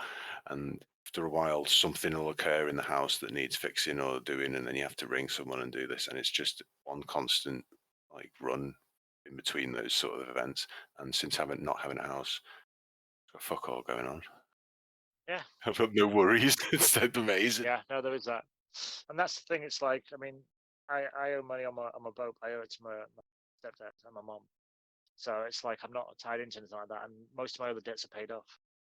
By this time next year, I'll pay off everything else, and I owe them money. And so when I eventually sell the boat, which to be honest may well don't just sink underneath me at this point, because I don't know what the fuck I'm doing half the time. Even with stuff like that, I realized the day I moved on the boat that I had no fucking idea what I'm doing on boats. Like, what the hell am I doing? Like, people are like, oh, you need to do this with your engine. I'm just like, show me which bit. Point at it. And what's that called? Yeah, so yeah, I know 5% better now, so there's something. But yeah, life's this is something something we started with, but I feel like the education I'm getting, like the grown-up education, like, it's very theoretical, and it's very much a echo chamber at the moment, because it's basically me and you and a couple of people that unfortunately get a bit of rabble that I've got going on, just blah blah blah blah. Just like, I just heard this fact. I'm not sure it's a fact. I don't understand all the details of it. Share it with you, here's the rough idea of what. Yeah, here's the rough idea of something I heard said. Like, I didn't understand when a scientist explained it to me, but here's my interpretation of what I. And here's my theory on what it means. Yeah, exactly. Yeah, which means we're in a simulation. My mom said something the other day. I'm like, we're in a simulation. She's like, well, I'm like, oh, the universe is blah blah blah blah. Axiom. Yeah. And she was just like, okay. Did you enjoy your yoga? I'm like, yeah. Thanks. I often hear a theory and jump straight forward into like kind of connecting it with about 3 other theories and go, and that means aliens and a few other things. And new status quo. Yeah. And we're a simulation. Yeah. Yeah, it's fun though, and that's what I think this current world's about. I think there's just lots of interesting ideas going on at the moment, which is good, because there's no fucking media. There's no like films and shit at the moment. They're like pushing back all the movie releases and stuff, and so like, and nothing's being made now, so there's going to be a big like lull in about a year, the next 2 years. It's already started, hasn't it? Yeah. Yeah, exactly. And I think people are going a bit nuts because they haven't got enough shit to occupy their thoughts now. Maybe that's. 100%. Yeah, I think when people aren't distracted, people like they set up this whole system, like whoever they are. I don't know who they are. It's just they. A set up a system.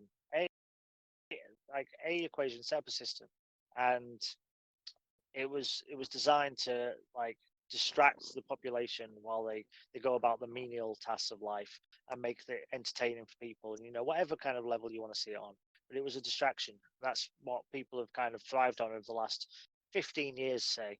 And it's got stronger and stronger with like social media and Netflix and everything. And now we've hit a wall where it's going to be like, we don't have that anymore. And the only distraction is this crazy fucking world. Like this other movie going on around us where everyone's just like, has this always been happening? And we're just completely blind to it. Because I think that's definitely part of it. It's like people are just aware of all the crazy shit.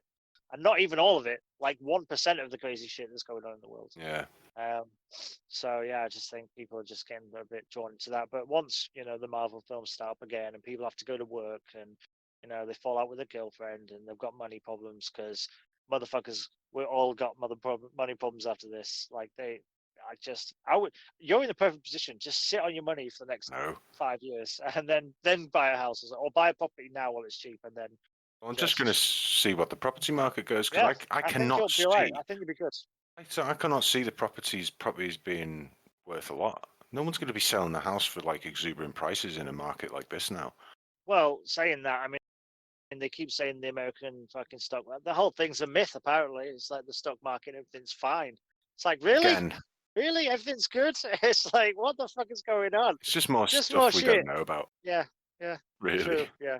It's just a collection of other people's opinions, and I'm not sure if I trust any of their opinions. And I don't even know how it relates to me. Like, I don't know what it means when the stock market crashes. Yeah, what does it mean You know what I to mean? It's like, someone living I know on it a means boat? on the bigger picture, but yeah, what does it mean to like For me? me, yeah. Like, if I can earn the bare minimum, because I've got my life down to a very like low sum, like cost wise.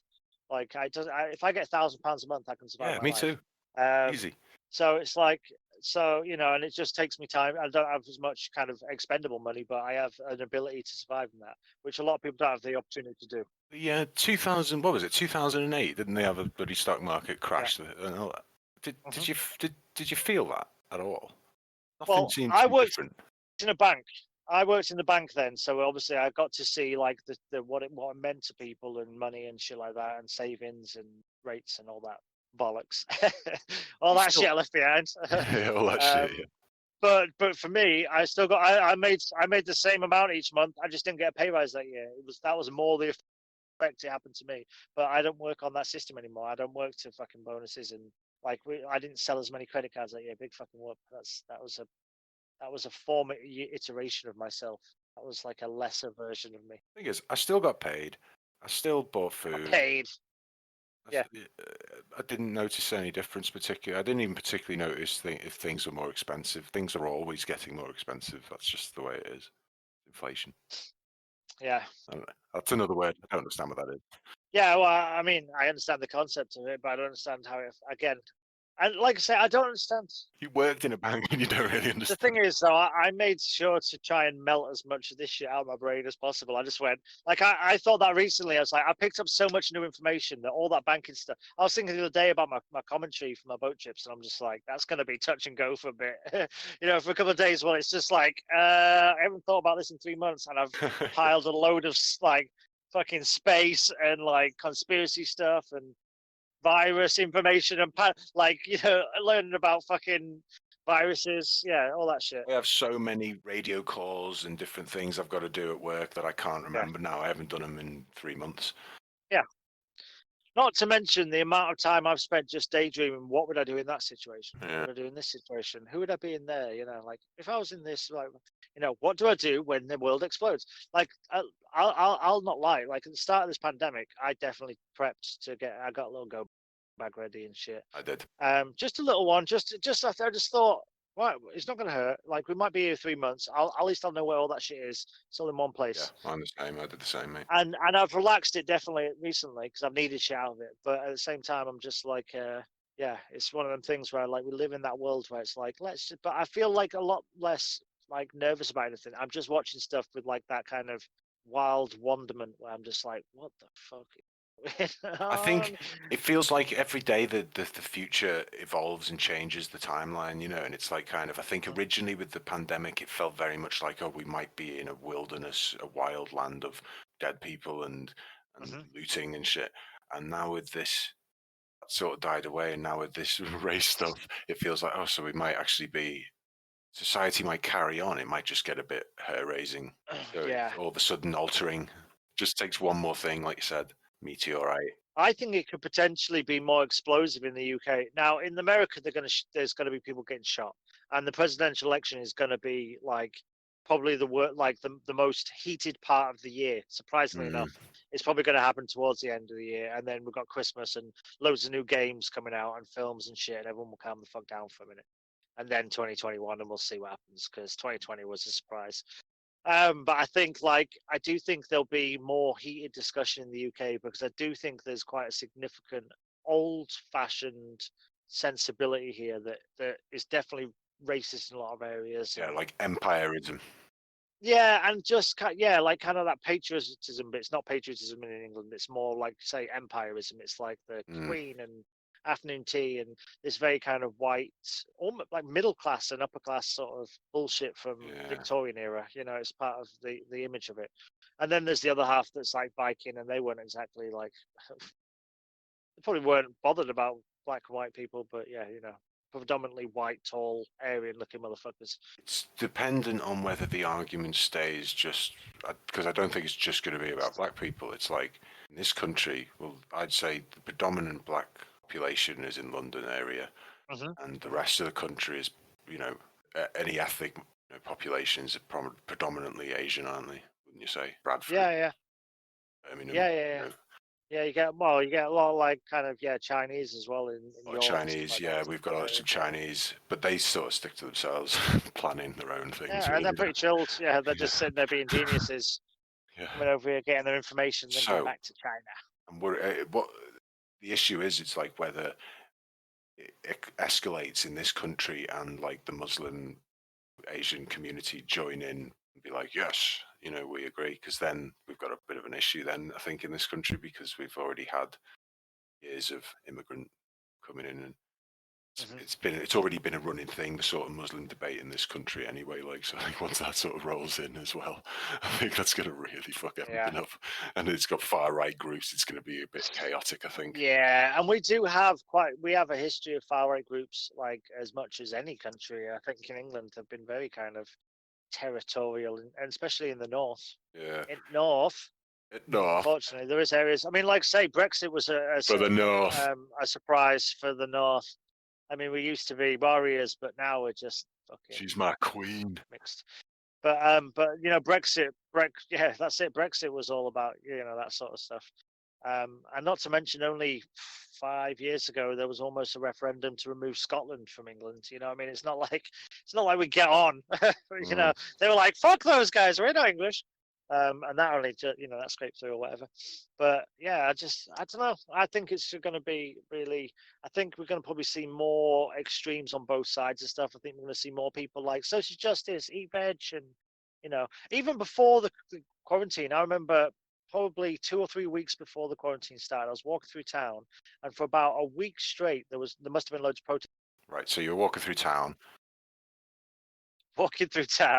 And I saw loads of graffiti on the floor, but done in chalk, about veganism and about all the information about veganism and being like, be on the right side of history, and and it was that sort of stuff there. So even like before that, I did say at the end of my conversation that I had with myself when you left there that I'd forgotten the point I was going for, but I drifted off somewhere. But yeah, there was loads of vegan shit. I can't remember where I started this conversation.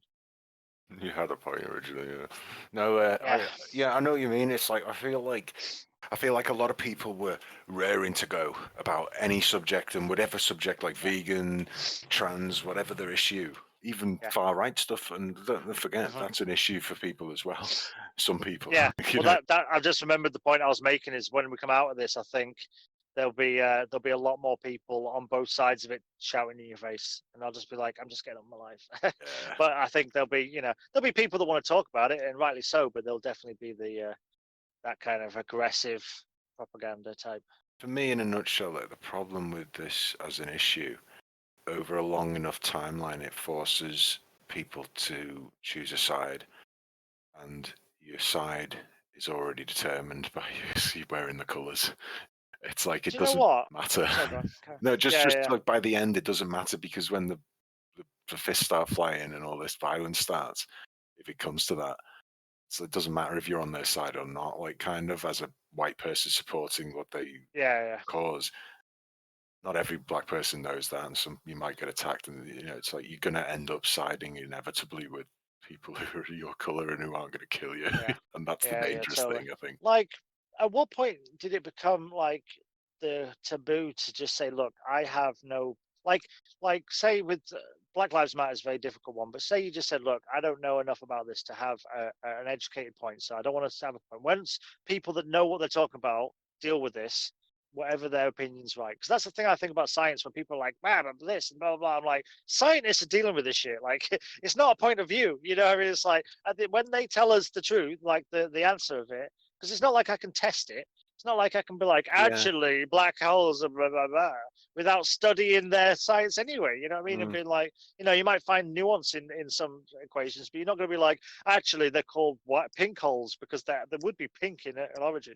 You just, I think the problem with this is people are like, I must have an opinion. Like, what's your opinion on this? And you can't just go, look, to be honest, smarter minds than me don't understand how it works. I just think I should abdicate. And when people can tell me what is right, is probably the right thing to do. But unfortunately, that then creates also many other things.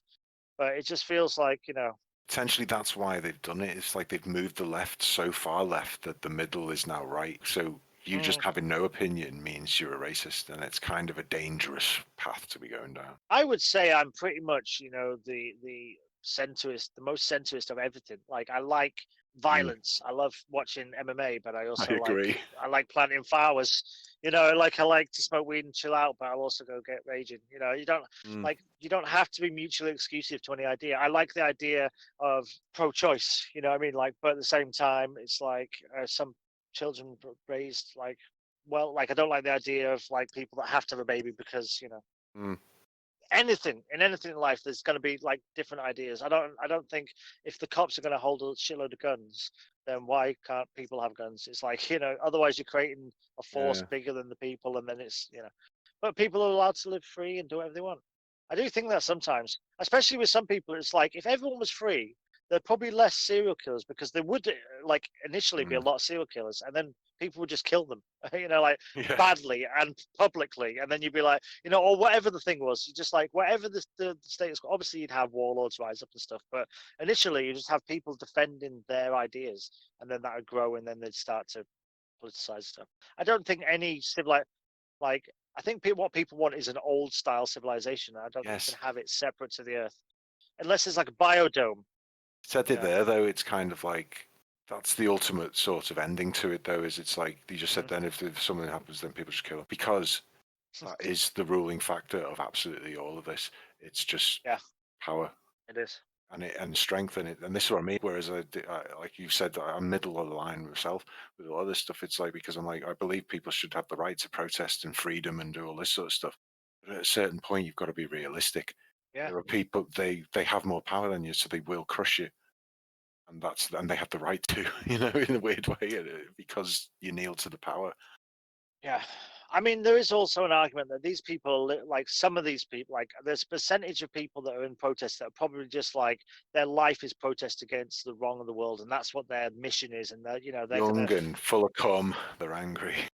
Yeah, not just young people. I mean, there'll be people like there's people that just say, like the world. There'll be probably people still fucking protesting the Vietnam War if they could let them. You know what I mean? Like they'd be like, we need to look back at this and really see what we did wrong.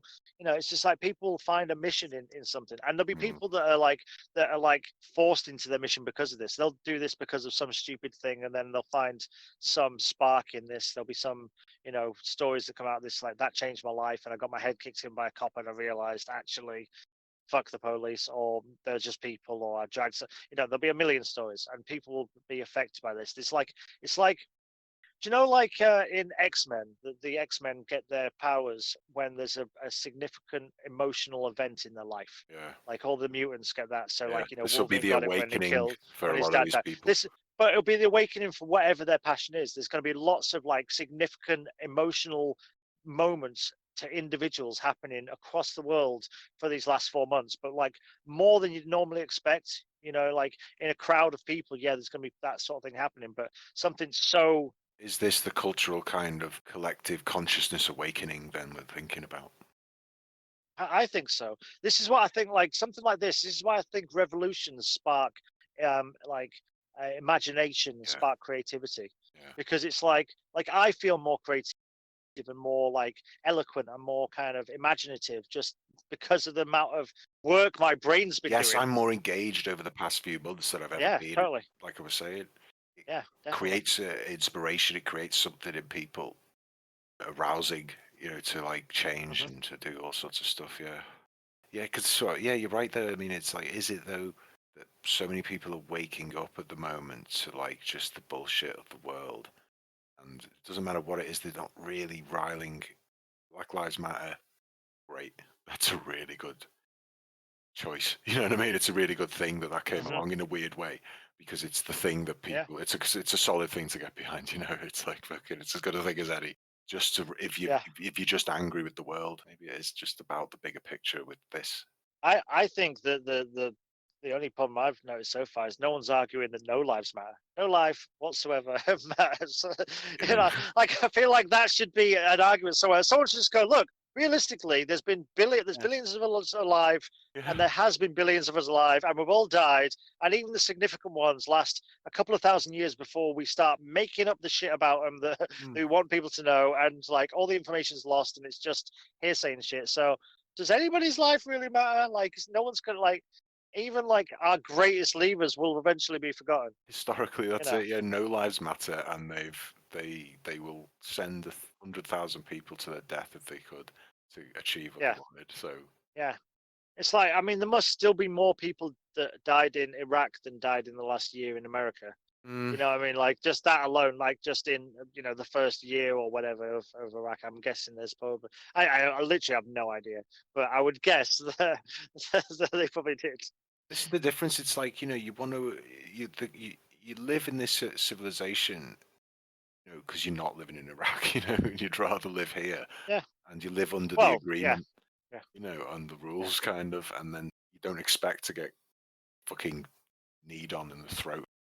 Well, it's like these people are talking about police brutality during the riots. It's like when those same riots happened in Iraq, they called in America to bomb the fuck out of them.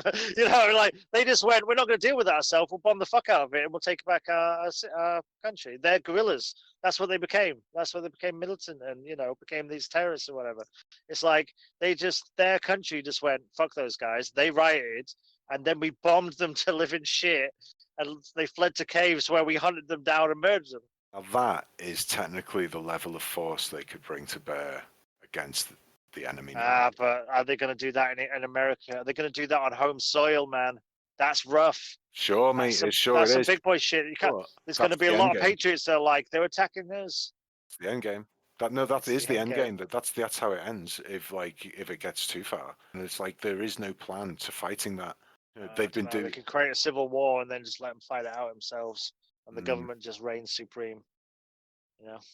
Or like have it like in England when Charles I died and the throne was like contested by Charles II, who fled and then eventually came back and then reassembled. So like there's one army that's Trump army, the rights, the Confederacy. The problem is though, you've got enough. The race thing. Got enough people who are just going to end up being like, well, I'm a white supremacist or I'm a militia or whatever. It doesn't matter what your politics is on the subject. I'm protecting family and all this in my town and blah blah blah. Just be chaos. Yeah, I mean, I saw some videos of people like communities standing at their fences of their things, all like armed to fuck.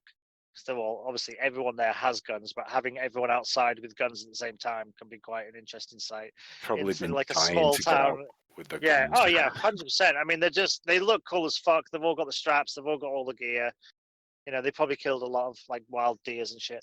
But yeah, and there's a Black Lives Matter march walking through, and there's no violence, but there's just a lot of fucking what appears to be a lot of intimidating white dudes stood at a fence, and kids and women and people without guns and shit, but all generally white. And there's Black Lives Matter that are obviously white kids and black, all ages.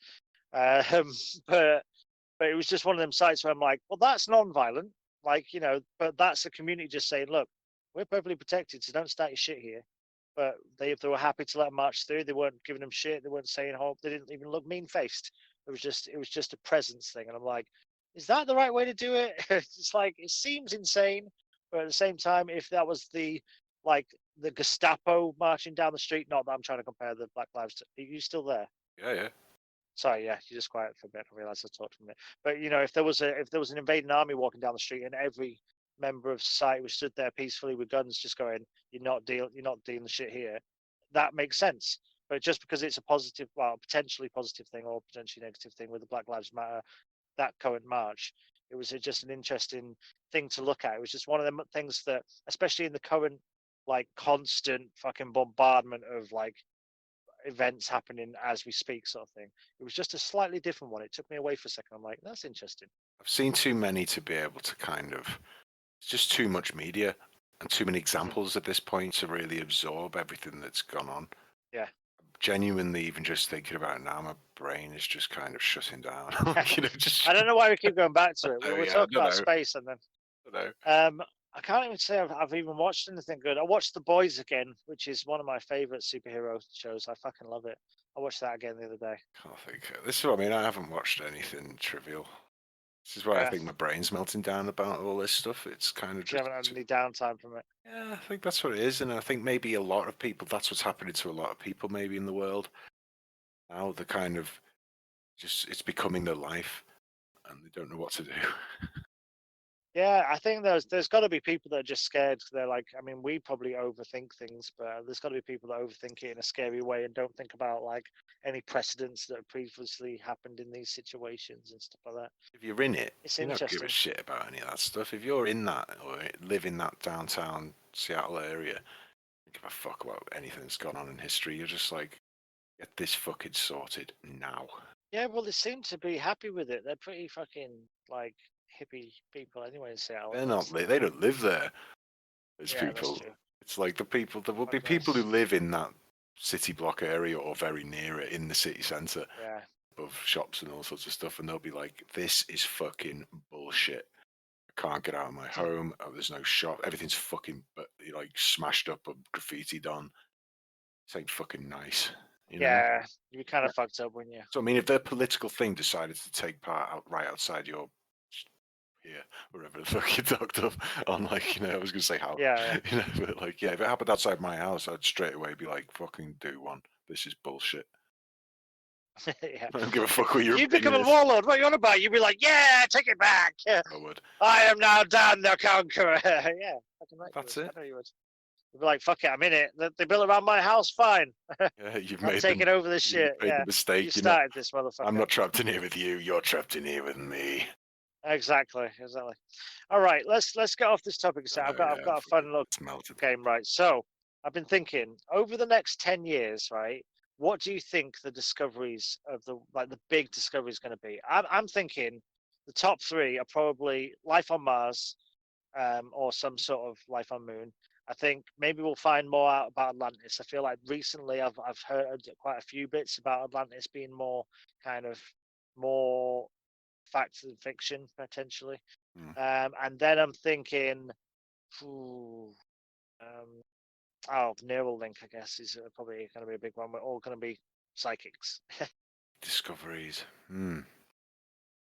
So we're talking like, it could be, I It could be over any. It could be over anything. It could be ancient history. They find something that they understand better, or some sort of like or yeah, the Nephilim were actually blah blah blah blah blah, or Iceland is. Well, I'll go for obviously the Neuralink sound like it. I'll say then.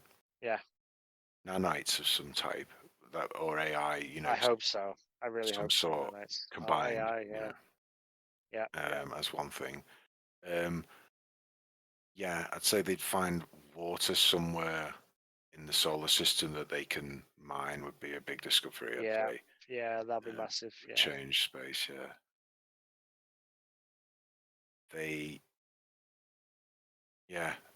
They might discover. I don't know. It's like, when you think about it, it's like they might discover how the universe might. Yeah, well, you never know. Like, if you think about 10 years ago, like the documentaries that we used to watch, which was mainly like Planet Earth and shit like that. But their knowledge of the solar system and galaxies and stuff. I was saying to my mom when I was a kid, the Milky Way galaxy was the universe as I understood it. Like, I didn't know, like, it was like our solar system. Then it was the Milky Way galaxy, and a lot of people believed that was the universe. A lot of people just understand that that's what a lot of people say the universe and galaxy, but they say galaxy and mean the universe, and they don't understand the difference. Yeah, no, totally, 100%. When you're like that, like when they talk about different galaxies, and you're like, what? That's and you're just like, yeah, that's like one little coin, because that's what it looks like. It's like a little space coin. Floating through a massive sea of other coins and random other shit and things that have exploded and black stuff and loads of shit we don't know. We know about 1,000,000% about it. That's just reminded me. Watched one of those videos and it said things that they discovered in space, and they zoomed in on like a section like they do with galaxies and stuff. Mm-hmm. That Hubble zoomed in on one section, it had 1,000 galaxies in it, and they were like, "Holy fuck!" I'm like, "This is 1 millimeter of the sky space." Yeah. Anyway, they found a Insane. galaxy which is absolutely unique. They've never seen anything like it. It's basically like, imagine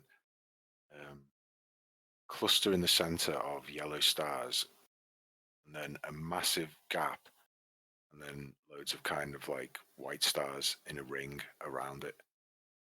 Say that again. So what? So imagine like it's just like a circle of ringed stars, white stars, and then a massive gap. And in the center, the very center, is a cluster of like yellow stars.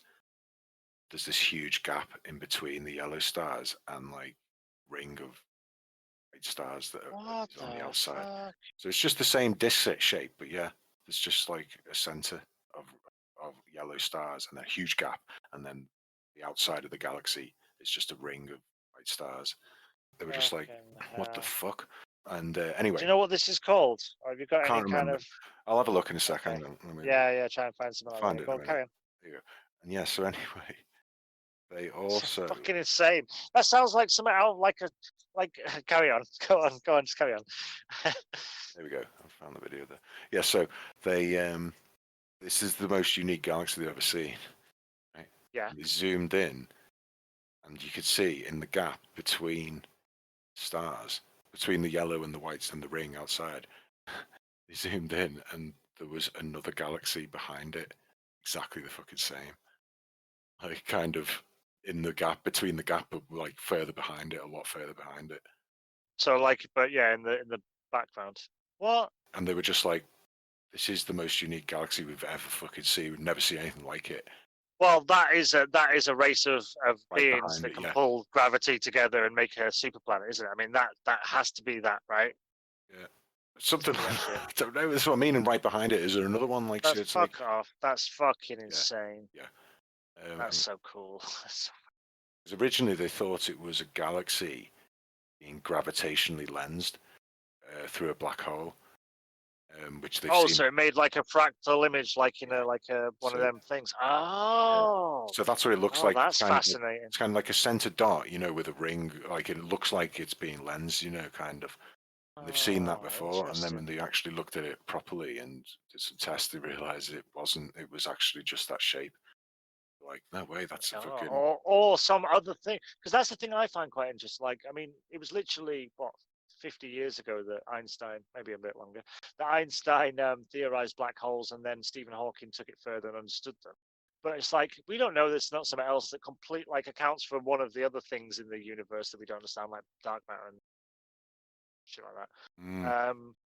And dark energy, but it's like there might be some other thing that does something else to something that would react in the way that we'd expect a black hole to potentially react or something.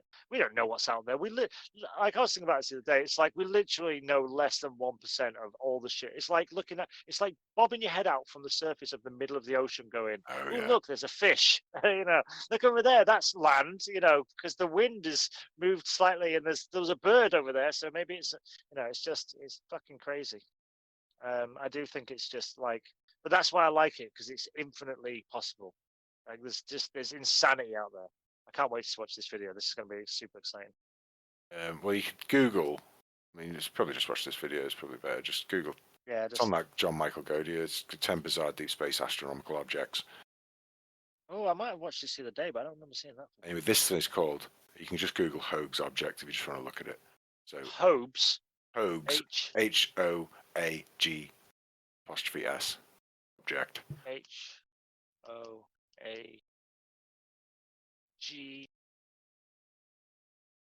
apostrophe Hobbes object. Hobbes object. Yeah. It looks like a wormhole from Stargate. It looks like a Stargate. You see that little space. dot in the picture?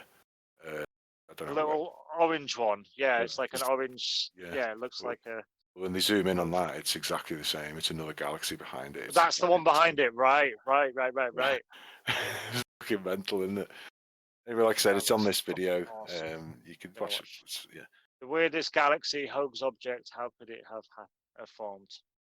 Yeah, there's a couple of videos in different. I don't know if some of them are like CGI because they look very different on some of the pictures. New extremely rare type of galaxy, Bursting Galaxy. But it's all about a year ago. Go on, carry on. Sorry. Yeah, this video is from about November last year, but this has a bunch of different ones and other galaxies, Yeah, and it's it about goes 5 through a years. bunch of different things in space that are quite weird. So that's quite cool. Ring Galaxy. I mean, space is just fascinating. Like, I feel like I'm always going to be like impressed when I see something new in space. Like they've just discovered this. I'm always going to be like, this is going to be mint. Even if it's just something simple. That's why I like to say it's my go-to at the moment for like relaxing time. Save that to watch later. Jeez. Just going to watch it on the screen. I'm not going to sound. Yeah, that's fascinating. And that's what I mean. It's like it gives me hope for the future. And I think that's why I think I should abdicate my opinion on some other things that's going on in society, especially politics. I don't fucking know. I don't know Do how you know anyone there's wins. stars that disappear and then reappear? Right? Of course there's. Right? What? How? Not sure if it's the star passing in like behind, like some Oh, like a black hole or something. maybe, or passing behind. You know, I don't know, some stellar matter that's in space, like a nebula or something that they haven't seen, Right, made of right. darkness or whatever. Or like a space starship. Yeah. Yeah. Oh, it's passing behind Gigantic starship. something that's an object, A Galacticus. and it passes like whatever the object is obscures the star for however long it obscures it for. So Yeah. if it was a stellar Or body, then it would be an object that was bigger than the star, and it would take as long as it took or at to least pass it. significantly closer. Yeah. It'd have to be like super close, wouldn't it? Yeah. I mean, I expect. Well, I mean, if humanity were to survive for 1,000,000 years, I would expect they would find some sort of insanity before then. Yeah. Some sort of crazy thing. We're just like, oh, okay. Like whether it's 21. I've learned a bunch of things from all these from videos I've been watching, but I've totally forgotten them all now. Hang on. Yeah, anyway, I saw a bit on some videos looking at, and they mentioned strange matter, it's called. Right. Cool. I love the fact they named this shit just call it strange matter and dark matter because we have got no names for it. Don't give it a big name because we're going to use this a lot because we have no idea what the fuck it is. Yeah, but it's apparently theorized to be the most dangerous substance in the universe. I don't know what that means. Is it like an infinity stone or what? What does it do? I don't know. It does anything. That's the point. We have no idea. It's terrifying. Yeah. It's from things called strangelets that are flying around the universe. And there's some ghosts. Some ghosts. Yeah. Ghosts are flying around the universe, but in some sort of thing that is a fascinating. I'm sorry, I'm just watching this on the TV. That is an amazing looking galaxy. Yeah. So fucking cool. If I was rich and famous, I would have a house full of like massive space pictures. Massive like Hubble telescope, which is just on the wall, just looking awesome. Because I think it's fascinating. I think looking at that is like looking at any artist rendition of like death. It's fucking awesome. Ooh, insane. It's the Corona Borealis. Is it the galaxy you're looking at? That one that we were talking? Yeah, the big round galaxy. Yeah. I'm just put that on in the background, but I've turned the sound off, so I'm just watching pictures of space basically. Spiral, lots of different types of galaxies and crazy shit. I watched a thing about black holes the other day where there was I love the fact that like the CGI has caught up with these documentaries because I love it. It just feels like I'm playing fucking Elite Dangerous or flying around in space. But it's like when they showed this like thing of like these two spiral galaxies spiraling on each other and then creating like a black hole. It's just so. I'm just like, if you saw that in space, you'd just even like in process, you would just be like, "Fuck, this is insane." Like humans are so insignificant. So yeah, just because the mass of it, the scale of seeing that over like thousands or hundreds of thousands of miles just from left to right. If you could sit in the middle and look up at it, that's game over for your brain. This is it. It's like, what was the other thing I was looking at? Yeah, they were going, we'll probably never be able to know how big the universe is because we'll never see it, obviously. Never be able to sit back and actually see the whole universe. But No, yeah. they reckon if, let's say, in like few billion years or something, our species is extinct and then another species rises up. Right. Just, I mean, you went deep. Yeah, no, go on. Yeah, no, like, I mean, like, another alien race somewhere in the universe Yeah. If they start developing, and they'll have no concept of what the universe is, because if it's late in the universe and everything will have spread out essentially, and then eventually they'll never be able to see the galaxies, and they'll just think that they are the only galaxy because they will never see it. They'll be over 15 billion years, whatever the fuck it'll be by then, Yeah. away. And so the light will never reach them ever again. And so they'll have That's actually true, yeah. those races, the later stages of the universe, will actually not be able to work out what the universe is. And so the understanding of space and physics and that will actually be less than ours now. Unless they come into contact or they're handed down knowledge, unless they're created from the back Yeah. of another species that left Yeah. them the knowledge rather than destroyed it. That's it. And so technically it's like, yeah, us learning about the universe now could actually go into like the chronicom of the galactic knowledge if eventually for the later races to find and go, oh shit, and actually so we can help them. Okay, let me flip this on you. How do we know we're not in that right now? How do we know that this is not our education about how this universe happened and we're Well, actually this is it. in a machine somewhere? Just to throw that on you on top of That's that craziness. You know of the what? universe. You know what, Chris? That's a good flip, and I like it, and I'm going to go with I it. liked it. I just thought, it felt right. It felt right. So here I am. I'm in the machine. So yeah, we are potentially an alien race living an ancestor simulation like Assassin's Creed, Yeah. where we're Yeah. just experiencing. I'm in. Shut up and take my money. There we go. Experiencing us just living our lives there, and maybe we come out the machine and then experience Barack Obama's life, and then we experience Donald Trump's and someone else's, and we just keep doing it. So we know everything about the universe. We knew. Or perhaps it was just like, that we're getting to the end times of our lives and or our universe, and it's like all these people just like, right, we had to watch how that civilization ended. Then we'll be awoken and just be like, okay, you weren't that at all, but that was just, it was like it's like the test stage to the game, you know what I mean? And that could explain reincarnation and rebirth and any sort of God that you want to believe in. That it's, that same idea that you come out of this and you're in a heaven of like a utopia or a better world. Sometimes you wake up just in the future. You wake up in the future and you're just like, it's a white room, there's classic white room. Yeah. classic white room, it's like, it's heaven, it's like, people, that's what people see when they die or get taken by aliens, it's just a different trip. But yeah, maybe this is all simulation, and when people wake up, that's when they see all the craziness, and that's when DMT, they're like, give them more drugs to put them back in the simulation. DMT and hallucinogens just start to like break down the walls a little bit. Maybe, or maybe not. Maybe it's just, chemicals and shit.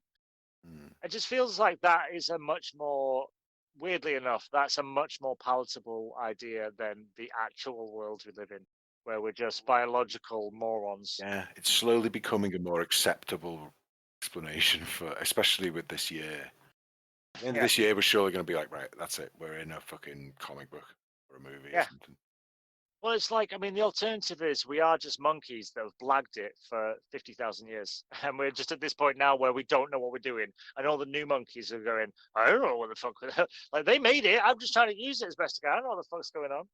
It's like a donut in space. This fucking. When you think about all the, like, just that alone, you're looking at that. That is something the same size as our galaxy, maybe bigger. I don't know, but. Oh yeah, probably yeah. That's what I was thinking. Like flying towards it, you'd see it for hundreds of years. There's all the potential for life in that galaxy that there is in ours. You're telling me there isn't life in the universe? I'd imagine there'd probably more life in that, and again, could well be created by something or some people, or the ability to influence magnetism or something. That's it. Well, that was the other thing I was going to say about, like, yeah, if the universe is infinite, which it potentially looks like it is. I mean, it may as well be with the fucking size of it. Like I say, we'll never see it. So for like the justifiable mass in my brain is the same. It's either it's unmeasurable. The size, yeah, exactly. But the size that we can see alone right now, with enough infinite time and space or whatever, then you'd get like AI would have developed, a machine race would develop on its own without any influence, and that's like literally a theoretical fact. Kind of, if a theory can be a fact. Right. Interesting. It's just like the would become conscious. Yeah, just like the brain in space. Well, I suppose, yeah. Just like anything, and even some physicists posed this. I can't remember who it was. They said like that is more likely, and more logical an explanation for the birth of the universe than the Big Bang. Or just created by artificial intelligence. Yeah, or that we were just a Yeah. brain in space thinking. But even if that was created after, isn't it surely still then a simulation? We're still in a simulation if that's the case. You know what I mean? Like So, it is a yeah. simulation. It's just a different type of simulation. It just feels Yeah. just too big. And I mean, it just annoys me with people. Well, yeah. I think it's one of them things that our brain isn't capable of understanding us. It's one of and I think it's exciting to get to that point where you're just like, I will never comprehend. But it's cool because it's like a collectible for your brain. It's like a collectible bit of information. I feel like I am capable of comprehending it. You know, I feel, give me more. I want to know more. I want to see the endlessness of the universe. I understand the way the imagine trying to explain Mount Everest if the only thing you'd ever seen was a marble. Show me it then. You know, this is it. It's like, fine. You know what I mean? But that's what I mean. Like, but if you saw the universe, your brain, like, I don't think you'd have any registrable like definition of it. You wouldn't have any like precedent. It's like scenes, like say people see the Grand Canyon and they're like, oh my god, or a mountain, or whatever. Or when people go to space and they're just like, holy fuck. You know what I mean? Like, yeah, I can imagine when Neil Armstrong stood on the moon, he was just like, damn. And when people will continue to stand on the moon in the next 10 years. But I think it's one of them things where you're just like, wow, this is new. Like taking a drug trip, I guess, or doing, whatever, and getting pissed for the first time. I think space makes you feel like we're the wrong size. This whole thing was built for things that are a billion times bigger than us. Yeah, no, I agree with that. Yeah, it does. It feels like it's like a game you'll never finish. Like literally, humanity will never get to the edge of the universe. Too many collectibles. Not without some sort of too many, way too many. You got to. It's like it's Minecraft in the universe. You know, so many locations to visit. So many locations, and it's an open beta type game. It's like it's a bit fucked, and the systems don't really work. You know, like you don't have any superpowers whatsoever, and you can't build bridges up to space. And there's like every room has a trap in it. It's one of them games. But so it's like it's maybe it's a prison. Maybe it is a simulation. Maybe humanity was put in a prison. Maybe that's the whole point. It's like no matter what we achieve, and that's a morbid. I was going down a morbid route there. It's like no matter what humanity conquers and achieves, it'll always just destroy itself, and it's just like a puff of smoke. It's like here's something interesting. I'll give you a little brighter. Maybe not. Go on. Maybe not. I don't know why I went dark. It's just that star. I was looking at that thing and just been like, God damn. Well, all right. There's a bit of darkness to this and there's a bit of light, so you can kind of go, right, our star is actually pretty unique. So it's very rare, in fact. So the chances of aliens coming, if they exist, to our star is actually pretty high because of its uniqueness. And also then once they get into the system, because of the one planet, Earth being in the Goldilocks zone and being habitable. Yeah, they should understand at least what we understand. Yes, exactly. So just the very fact of, even if they don't know we're here, the very fact of that they may choose to visit our star system anyway, Good luck here. Because the star is so rare. I mean, it's not the only G-type star, but among G-type stars, it's actually quite a unique one. It burns quite hot and it's quite old still. Yeah. It's an old star, as well. So, but it's quite a strange one. So I think that's quite positive that they might come to see what the fuck our star's about, or it might be an attractive type of star that they look for. They might be from a similar star system somewhere else. However, the other downside is that obviously the distances between. We're miles away. Yeah, we're right on the edge. We're on the cliff. Mostly likely because we're on the edge of the galaxy in a weird way, or heading towards the edge. It's the likelihood of the civilizations looking in this direction are unlikely because they'll probably head toward the core where it would be more dense and more options. There's, like you were saying, that's probably where they've come from. Like you say, there was going to be places that come from there, and may never get out of the core. Going out to the rim planets is going to be a dangerous task just to get there. This is it. And why would you? However, it works. There's a trillion stars around you in the core already. Why would you fucking bother? And also, if you've got the ability to do that and you live in the galactic core, probably have the ability to harness the energies of the cores anyway. You know, Mm. like you're probably at that level. I'd imagine any civilization, you'd imagine there'd be a denser population of civilizations within there that have evolved to a certain level that they'd be able to. Or it might just be a war. It might just be an all-out like, you're not purple lives matter. I was thinking, obviously, because I think a lot of shit like this, but about races that might develop in a core of a galaxy. They Uh-huh. would potentially have no concept of darkness, or they might fear darkness a lot more than we do, because the night sky is essentially just lit up by a billion stars that are just right next to each other and very close to them. So it's essentially going to be as daylight as it is when their Yeah, actual their stars are. stars will be massive and super bright. Yeah. Exactly. So their concept of darkness might be a thing they fear a lot more. But they would also generally be, you'd think, if they evolved in a similar sort of way to us, they would have more melanin or something in their skin that would protect them against the multiple gamma rays and radiation and all the shit of all the It'd be stars. just total black. It'd be super dark. Yeah, exactly. It'd be like dark Nighttime black. elves. You know, it'd be like, Yeah, so dark like elves, that kind of yeah. dark, like dark elf sort of thing, just pitch Yeah. black. So interesting. That wouldn't be aliens I would want to meet on Earth. That would fucking shit me up. Just pure darkness come out with just They would just look like eyes. the xenomorph, wouldn't they? Yeah, tiny eyes. Yeah, because they'd have tiny eyes because of the light. You know, they wouldn't need. Maybe they I wouldn't don't have know. eyes. Maybe I mean, they I'm would. completely guessing. This is more of an imagine. It's more of like a pitch meeting. Like, Yeah. what do their eyes look like? But yeah, you'd imagine they'd have smaller, like light receptacles at least. Maybe they would look like the xenomorph, and they wouldn't have eyes at all. They'd just have like a dome that they wouldn't need to see with the light, because the light was so intense where they're from. Yeah, and also you have levels of communication that are going to be more advanced than as you think. He's talking to the thing if there's other planets and different types of evolution and genesis.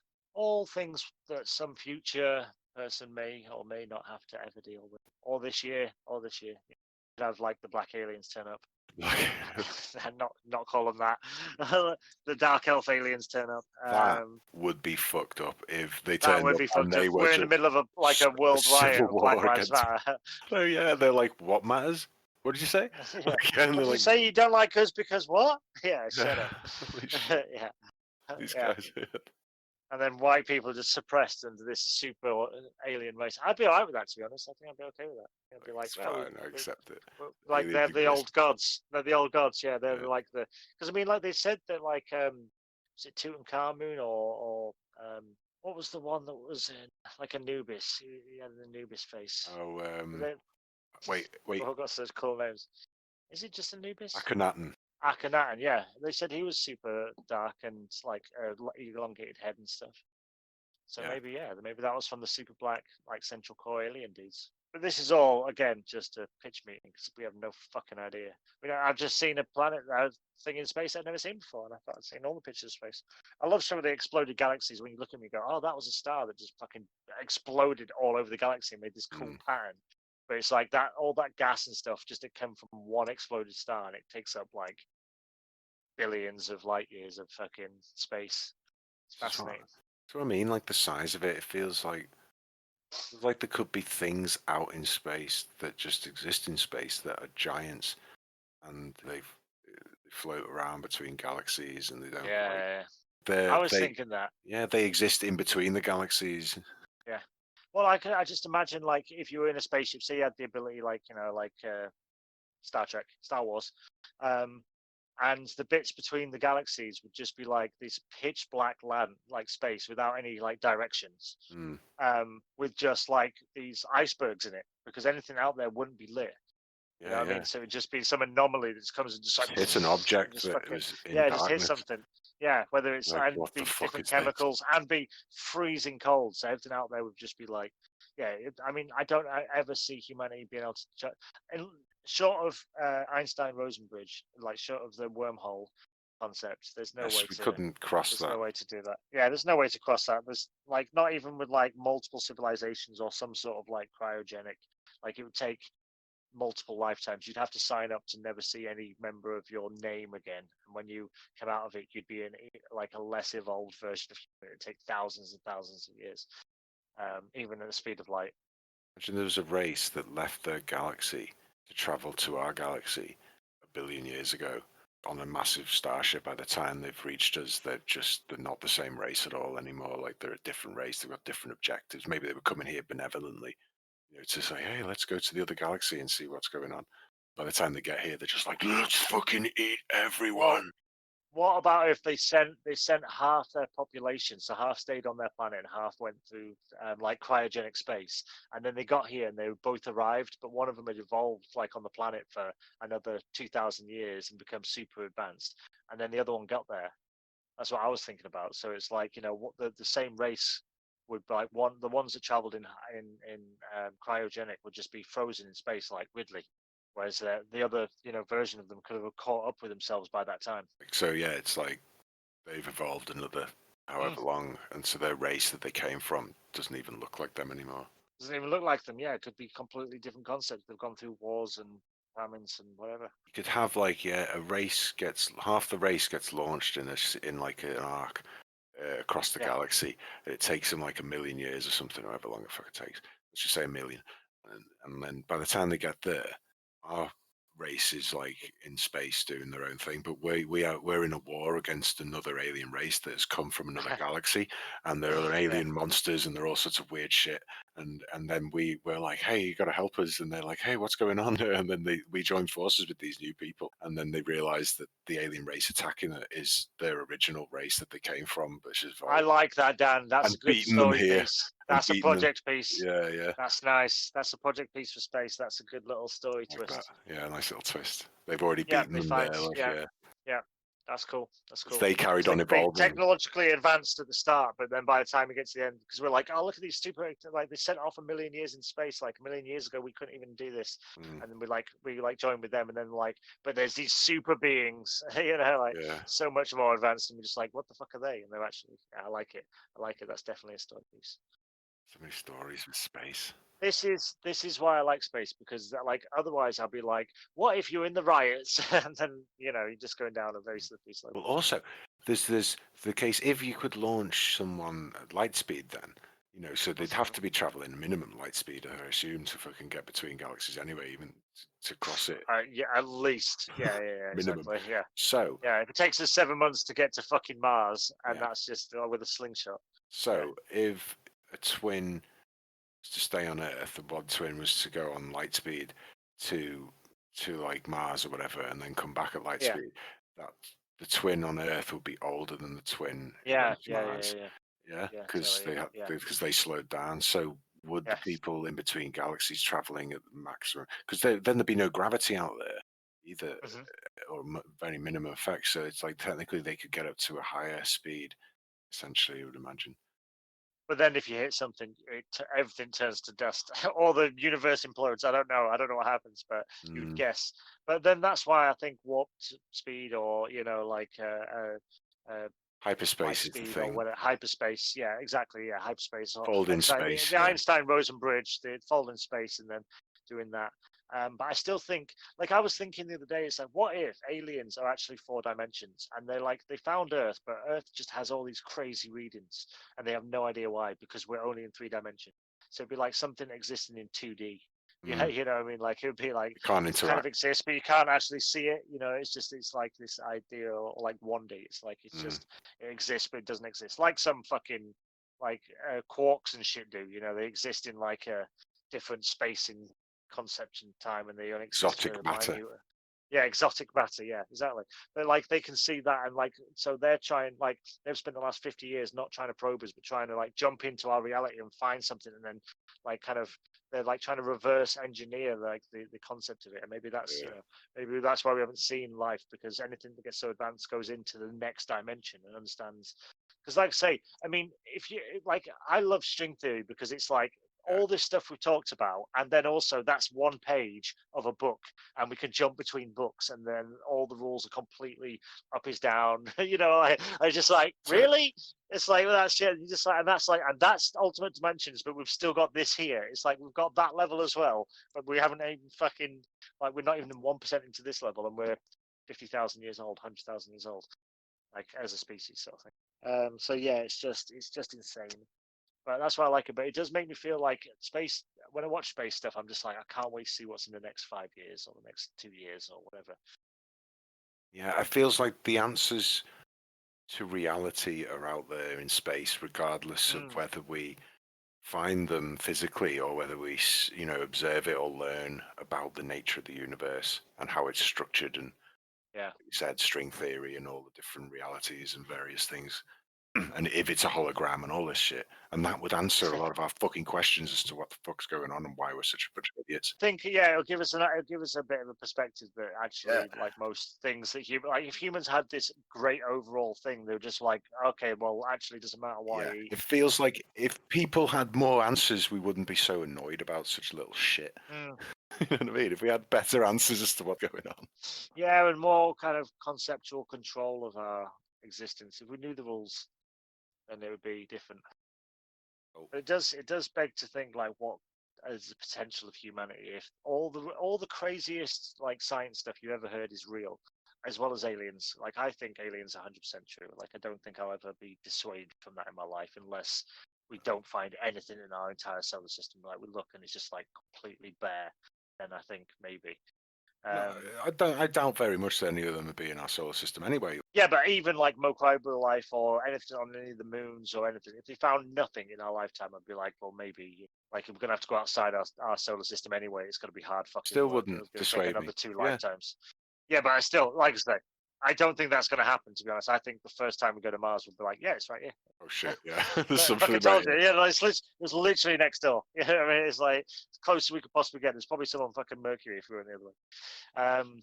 But yeah, and I think they'll find it on loads of moons and shit. To be honest, like with the way like asteroids and comets travel around space and bounce off shit, like the fact that Earth's been hit and the moon's been hit and stuff, it's like it's probably everywhere. It's probably just like fucking germs. You know what I mean? Like, and that's basically what it is. It's just like as quick as the coronavirus spread, people were freaking out. Like if you touch something, it's like imagine that as planets.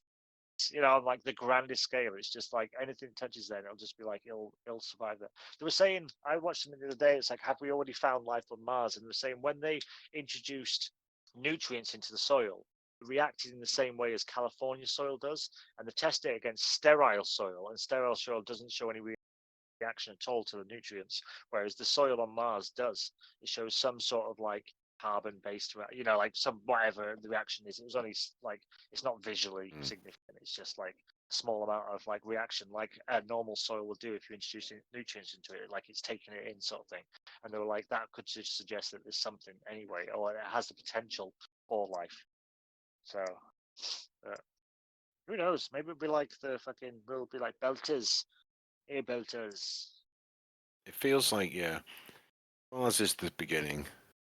I think, yeah, that's where we need to go first. That's our staging area for the rest of the universe, I think. For Mars, yeah. The more I look, when you look out at the universe and you see more about it, and just even just that photo of just the galaxies from that tiny little inch size square of the sky that Hubble just took a photo of, and then it just had like 1,000 galaxies inside that bit. Yeah, it is. It was like a 1 inch by 1 inch shot or something, and there's as many stars in this as there are like something like it was some ridiculous thing where it was just like, all right, so there's just like 10,000 stars in that 1 inch square. That's it, and it's just like that's just in the background. Yeah, it's unfathomable. The shit that we were looking at and thinking is and it's just there is absolutely no fucking way that there isn't any other life in the universe. Unless it's just the Truman Show. Maybe that's all just smoke and mirrors. Maybe it's like a hologram. Yeah. Maybe it's like just our solar system. Everything else is just like a reflection because of energies and craziness. That'd be terrifying. That'd be horrible. Like we're the only things in the universe. Everything else is just that'd be horrible. I don't like that thought. It all just cut out one day, and then just all the stars just blinked out and disappeared. Just blinked out, yeah. And it was just like a couple of planets. What the fuck is happening? No one can work it out. We're just a sphere and a star, and there's no other planets either in our solar system. Dude, that could have happened because all the pictures of stars are taken from 1 million years ago anyway. No, mate, I've thought that before. Light years away. I've thought that before. It's like, what if none of them exist?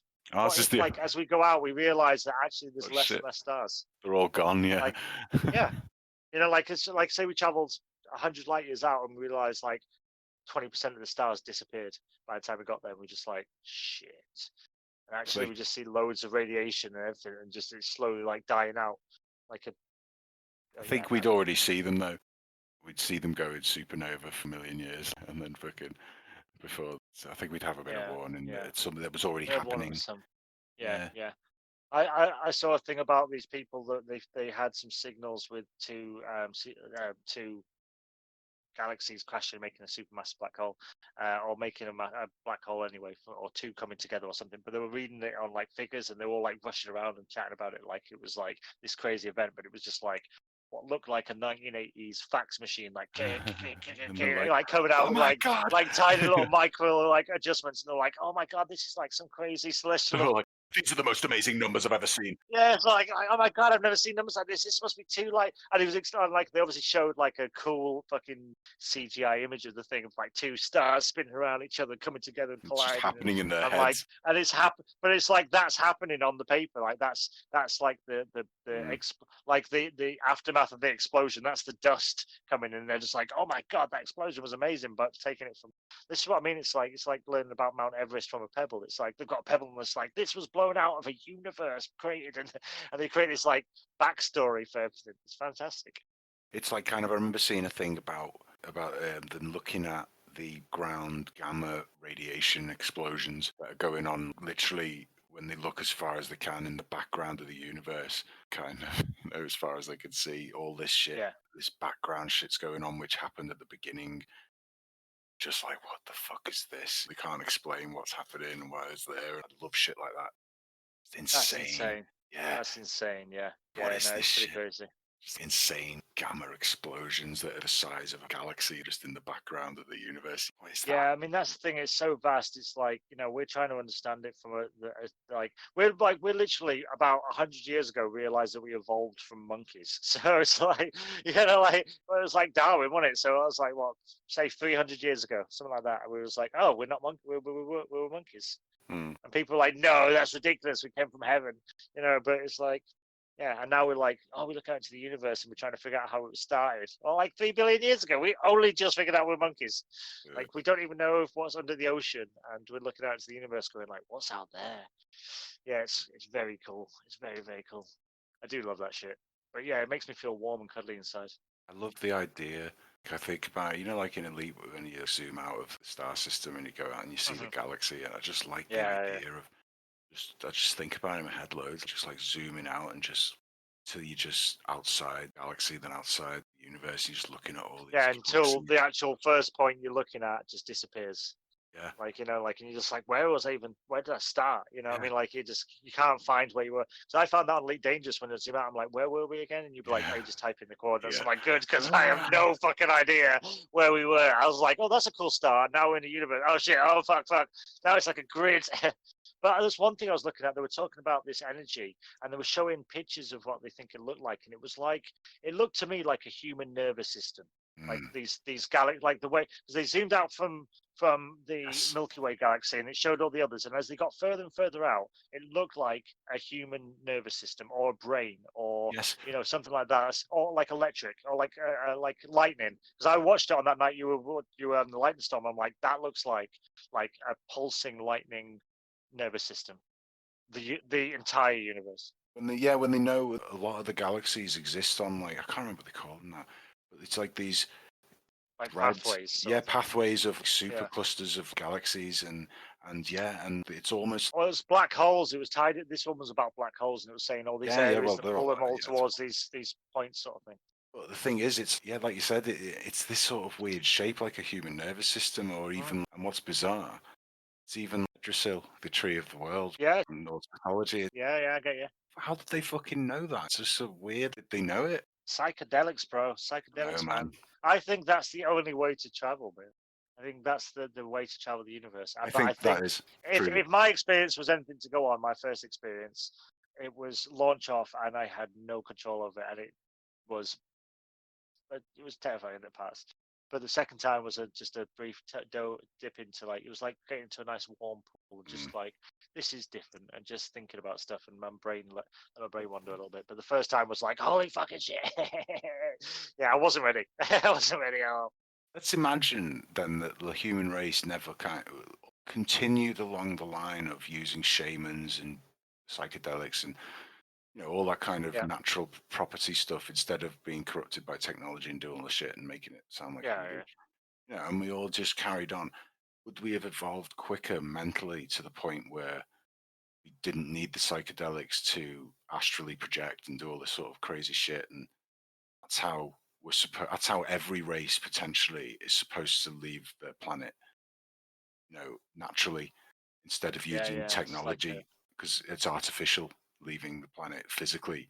You're supposed to evolve into an energy being through psychedelics, or as a maybe species. psychedelics were like they dropped it there so that like anyone that follows that path is eventually we're gonna come and get them.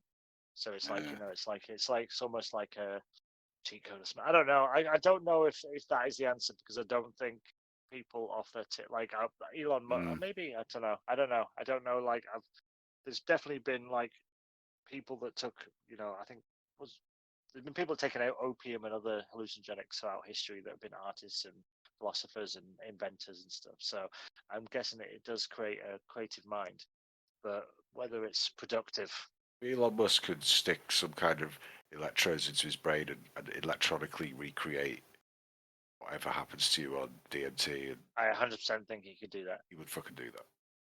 He could definitely do that. I think so. I think like that might be the thing. Actually, that might be the like the bad uses of It could the be, Neuralink. People using it to yeah. get high. People But getting we, neuro yeah, but highs.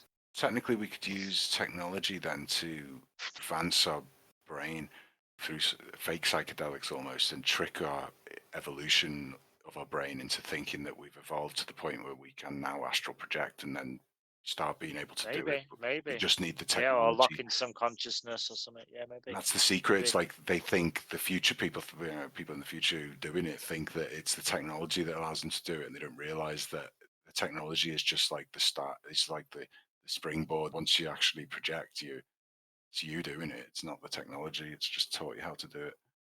It just opens the door. Yes, like psychedelics Well, I do. hope so. I hope there's some sort of like, yeah, sort of thing. It'd be interesting. I think, over the next couple of years, I'm sure some countries will entirely legalize drugs. I think that will be a thing. Going back to our previous conversation about what might happen, I wouldn't be surprised if more countries just go, fuck, do what you want. Especially places like America, they'll be like, all right, do what you want. That's what it seems like the argument at the moment. It's like, okay, yeah. Or Trump will get in, it'll be like, no drugs, they'll ban cannabis again and all that sort of crazy shit, and then there'll be Mm. another riot. It could go either way. It's America. But I wouldn't be surprised if England eventually do. The smartest thing the world could do right now is legalize weed, just to fucking make everything chill out. I can't believe it didn't happen at the start of the quarantine. I honestly had a belief that, like, England might just go, look, we're going to legalize marijuana as of the 1st of May. You know what I mean? Like, Because we just can't like drink anymore. the use of it, yeah, yeah. Because we don't want people to be alcoholics. The use of marijuana is now legal. Not the distribution or the sale, but the use. Like they had in Amsterdam originally, where it was Yeah, just like, yeah, if you've got it though, they can't search you, so yeah. whenever you're allowed to have it on you, so it's just like whatever. Just don't be a knobhead Yeah, about it. we know Sort of you're all rules. buying it, and we know some of you are selling it, and Yeah, you're all allowed to carry it, but we yeah, don't know when it's happening. yeah. I When this remember is actually. when like, well, I assume it's still the rule, but you like the fact you're not supposed to sell a computer game because you own the rights to the computer. You Mm, don't own the rights to the computer. But like when first time someone said that, I was like, well, if I wanted to sell you it, I'd just sell you it. What difference does yeah. it make? You own it, and I've got money. It's not like anyone's checking. It's like that old horse shit Yeah, that you weren't allowed to record off the radio back in the day. yeah. I used to do that. I used to record the fucking top 40 on Radio One. That's what I found out the other day. There's a radio station that I listened to when I was a kid called Viking FM, which is a York radio station. It's Viking, and it's shut down because of the coronavirus. And one of the pubs in York, which is like quite an old school pub, it's called Briganti's, named after Briganti's, which Mm. is what York was called before the Romans and stuff. So it's like a bit of a historic pub. But that's shutting down as well. I heard from a friend of mine who works on the boatsmith. She's like, yeah, the manager told me they're closing it down. It's See, like, damn. this is it. This is the beginning of the worst bit. This is going to be the really shit bit. 'Cause there's going to be less exciting stuff to talk about. It's going to be just morbid motherfuckers all the time. We need to continue these talks during our thing. I go back to work on the 1st of July. But we need to try and we'll definitely try and fit in once a week talks. I think this is a positive thing for our relationship as grown men in the modern world to stay sane, especially because we're both going to die lonely, so we might as well have each other. So we might. The chances are, so. Yeah, it's a strange thing. It's a bad thing to start a podcast about. It's like, fucking, we started a podcast over a pandemic and race wars. It's just kind of like, fucking hell. Well, I think it's the best time to do it, because then, surely only good times can come. And I think we spin things positively, and we always end up talking shit at the end and having a laugh or a joke. So we always we talk about the serious, important things in life, like we should in life, and then we do the fun stuff and talk just made up crazy shit. What's the world going to be like in 50 years? And I wonder if I could travel through the universe. I really want to travel to another planet. I want to be on a cool planet with cool shops and clothes and stuff. I've always thought I'd love to get kitted out in the future. Just get all cool shit and just be like, yes, this is the clothes I've been waiting for. Yeah, like a Star-Lord outfit or something. Yeah, exactly. Yeah, that's why I'm looking forward to Cyberpunk. I'm just I get to dress up. My secret pleasure is to play dress up in games anyway, just dress up all the time. So I in real life, I could do that in the futuristic Star-Lord type, like nowhere. If you went to nowhere and just hung out, I'd love that. At least that's it. I suppose one thing with the pandemic, at least it allowed us to sort of wear masks for a bit. But that's sort of dying off now. It's like with pandemic, right? It's like, can we not just finally start wearing apocalypse gear? just like Mad Max sort of cool outfits. Yeah, totally. Well, that's what the writers did. They were just like, no, this pandemic was bullshit apocalypse. Let's start our own apocalypse. So they just went out and, one of the first videos I saw, one of the early ones, was that fucking 7-foot dude in head to toe riot gear that looked like a tank. I was like, people who got their costumes out, who've been going to Comic-Con. That's a guy I'd like to say, coming to this other planet with me. To this alien planet, do you want to go and explore? Maybe. He'd be like, fuck yeah, I've got all my gear, and you want to go get some cool space gear? He'd be like, yeah, wherever he is. I think there's definitely an argument at the moment that taking a one-way trip to Mars isn't an all bad idea. No. It's at least you get to start again. In the middle of people. We could just be 500 people just chilling. Just I know everybody. So, in the middle of all this chaos now on Earth, it feels really hectic. It's like, how peaceful would it be just to stand on Mars as the only person on Mars potentially for a minute? Just the silence and just the vast emptiness. You'd just be like, this is incredible. Just the ability to go outside in a spacesuit and just stand there and be like, I'm just in my little world. Yeah. And you're, one of even 1,000 people. They reckon that by 2050, there's potential for a 1 million person settlement on Mars. I'm like, even if there's 1 million people on Mars, and it'd be I'm guessing it'd be a built up area. But still, I'd be like, that would be cool because you're still on Mars. But then that level feels like catastrophe level. That level feels like in all the movies, that'd be the level where there's a massive breach and thousands die. We've lost contact with Mars. We're sending a ship to find out what happened. Once they fully populate, they're golden, but the rest of the time, you're just at that point, it's just if that happened though, if they lost contact with Mars and then right, we're gonna have to put a ship together and send them out to find out what happened. I would not want to be on that. We're definitely heading towards an Event Horizon / Doom situation. That's some sort of every space horror film is terrifying. I know, yeah. You know what I mean? It's like underwater ones where you're just they're fucked, man. Any breach of their environment and they're dead. So it's like you're already on bad playing field. All they have to do is pop the balloon. There's no good scenario to something going wrong. There's no and it turned out all right in the end. It's like, no, you got crushed by the environment. Yeah, there's usually one person floating off in a damaged ship at the end where you just you survived, I guess. Kinda. All right, cool. Have you seen? I think it's called Underwater. Yeah, I've seen that. Is it good? It's all right. It's a good watch. Is it a Cthulhu watch? Is it a Cthulhu story? Kind of, yeah. Big giant sea monster. Cool. All right, I might watch it. You see it at the end. It's kind of. It's it's not all the way through. There's smaller ones as well. So it's but it's a decent watch because it's an event thing. But it's not amazing. But it was good. No. Yeah, I feel like it didn't look like it was going to be amazing. And it's obviously pretty much straight to release. I think I had a small one. But but it just looked like I liked that kind of like I liked horror films before they got too like gory, slashy films. I liked stuff like Event Horizon Mm. and what was the other one underwater? Was Event Horizon underwater? Event Horizon Was was that the the one in space one. Spice? Yeah, Is that the one Neptune. with Morpheus in it? Yeah, Is it Morpheus? Yeah, it's yeah. Morpheus in it. The Abyss is the That one of the knowing water. my actors. Abyss, yeah, I liked Abyss as well. Yeah. I like them. I like films like that, and like obviously Alien, space films, Predator. But what if you find predators in space? That's what I always think. I'm just like, what if we just find this fucking badass war army, or the Klingons, or there's got to be those, the right wing space.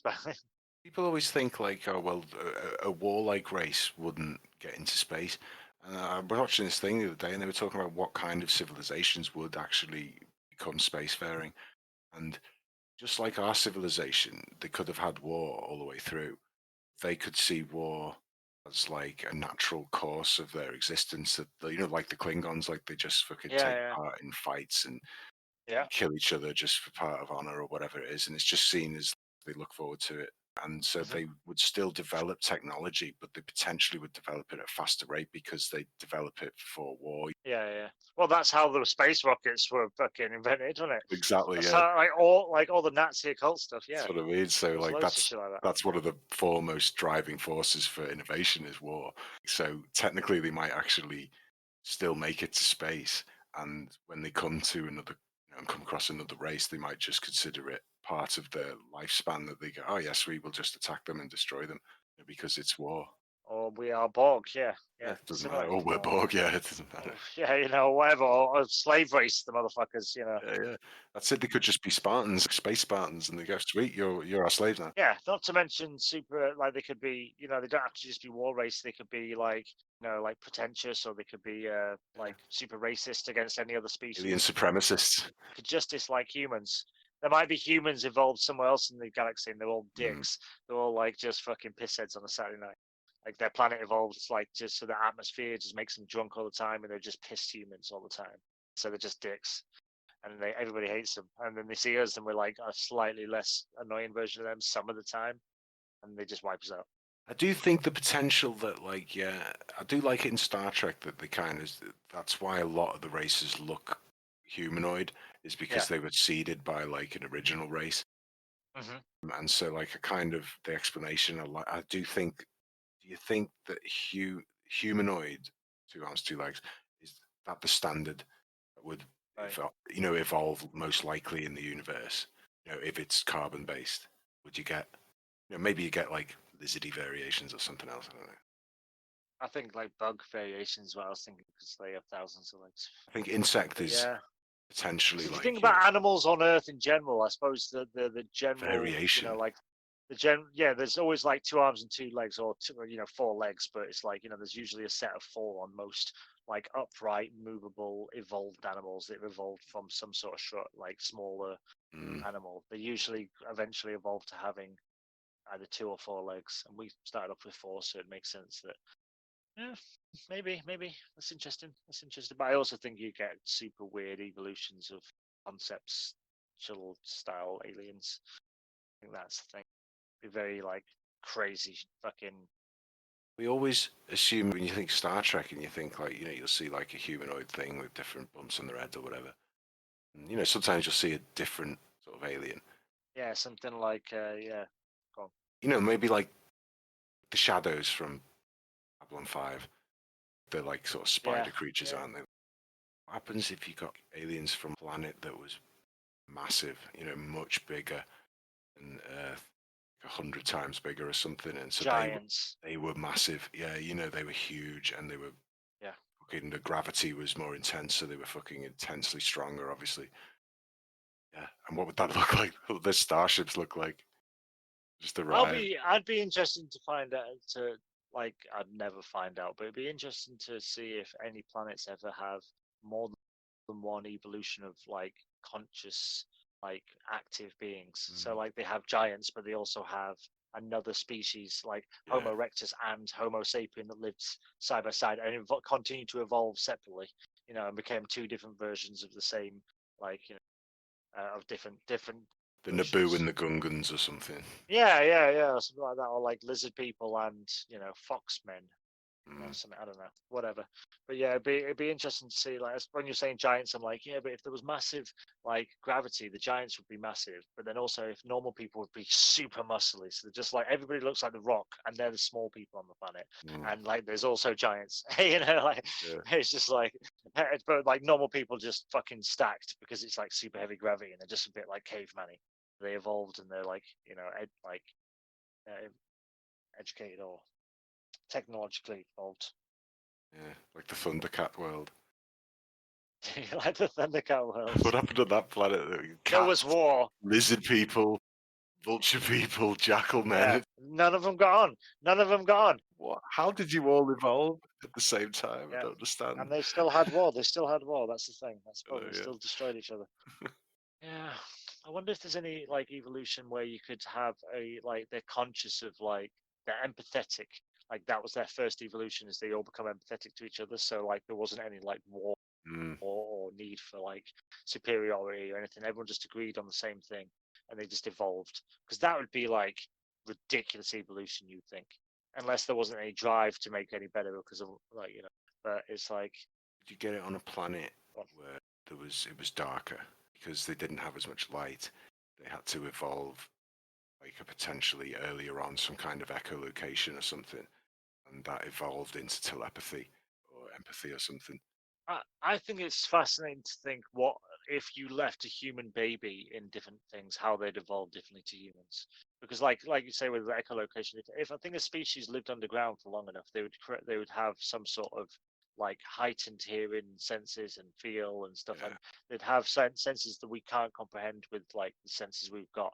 Like the way they use them would be different. You know what I mean? It'd be like a different stats in different boxes sort of thing.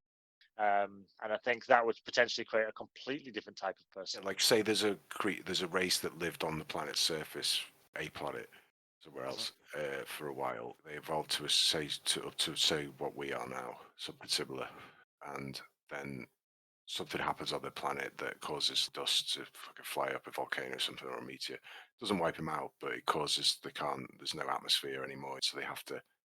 They can't see the sun, so they have to hide underground or something. 100,000 years. What would they be? Yeah, they'd be completely different when they came out. Yeah, they could exist on Earth though, man. That could exist. Like there's people that came out fucking 20 years after the Korean War, or like after Vietnam, and still believed it happened, and like after World War II and stuff. There's people that came out like years later. There's a dude that lived on an island. They found 20 years later or 15 years later or something. They thought the Vietnam War was still going on. Let's just say those fucking like after the war. Denisovians. Let's just say they didn't. Just went, well, fucking, we live on Antarctica, and then the ice came in Antarctica, but they're just like, well, bother us, we're used to it. Yeah, and they live underground, yeah. They live underground now in the caves and stuff, and they have like their own buildings and their own shit. They had some level of technology, obviously. Yeah. So they were capable of doing something. Yeah. So they just go, well, we'll just live underground and live away from the people. And they don't realize that the whole planet isn't still an ice age. It's just their continent. Well, that's it. Yeah, exactly. They're starting to see it melt recently, and they're just like, we can come out soon. And they're like, shit, look at these humans. They're flying around doing all sorts of weird shit. They've evolved far. Yeah, but then if you think about it, if they evolved like that entire time underground, you would think they would evolve to use whatever. I mean, it might be like they've lived off fish, so they have a different digestion and all sorts of shit like that, and they have the ability to breathe or swim, or there could be any number of things. You would think that there could potentially be more than one evolution given Earth a long enough time. Like if the rules are as we understand them. Well, we started out with Neanderthals and all these different types of humans, different types of hominids. So there were loads of us originally.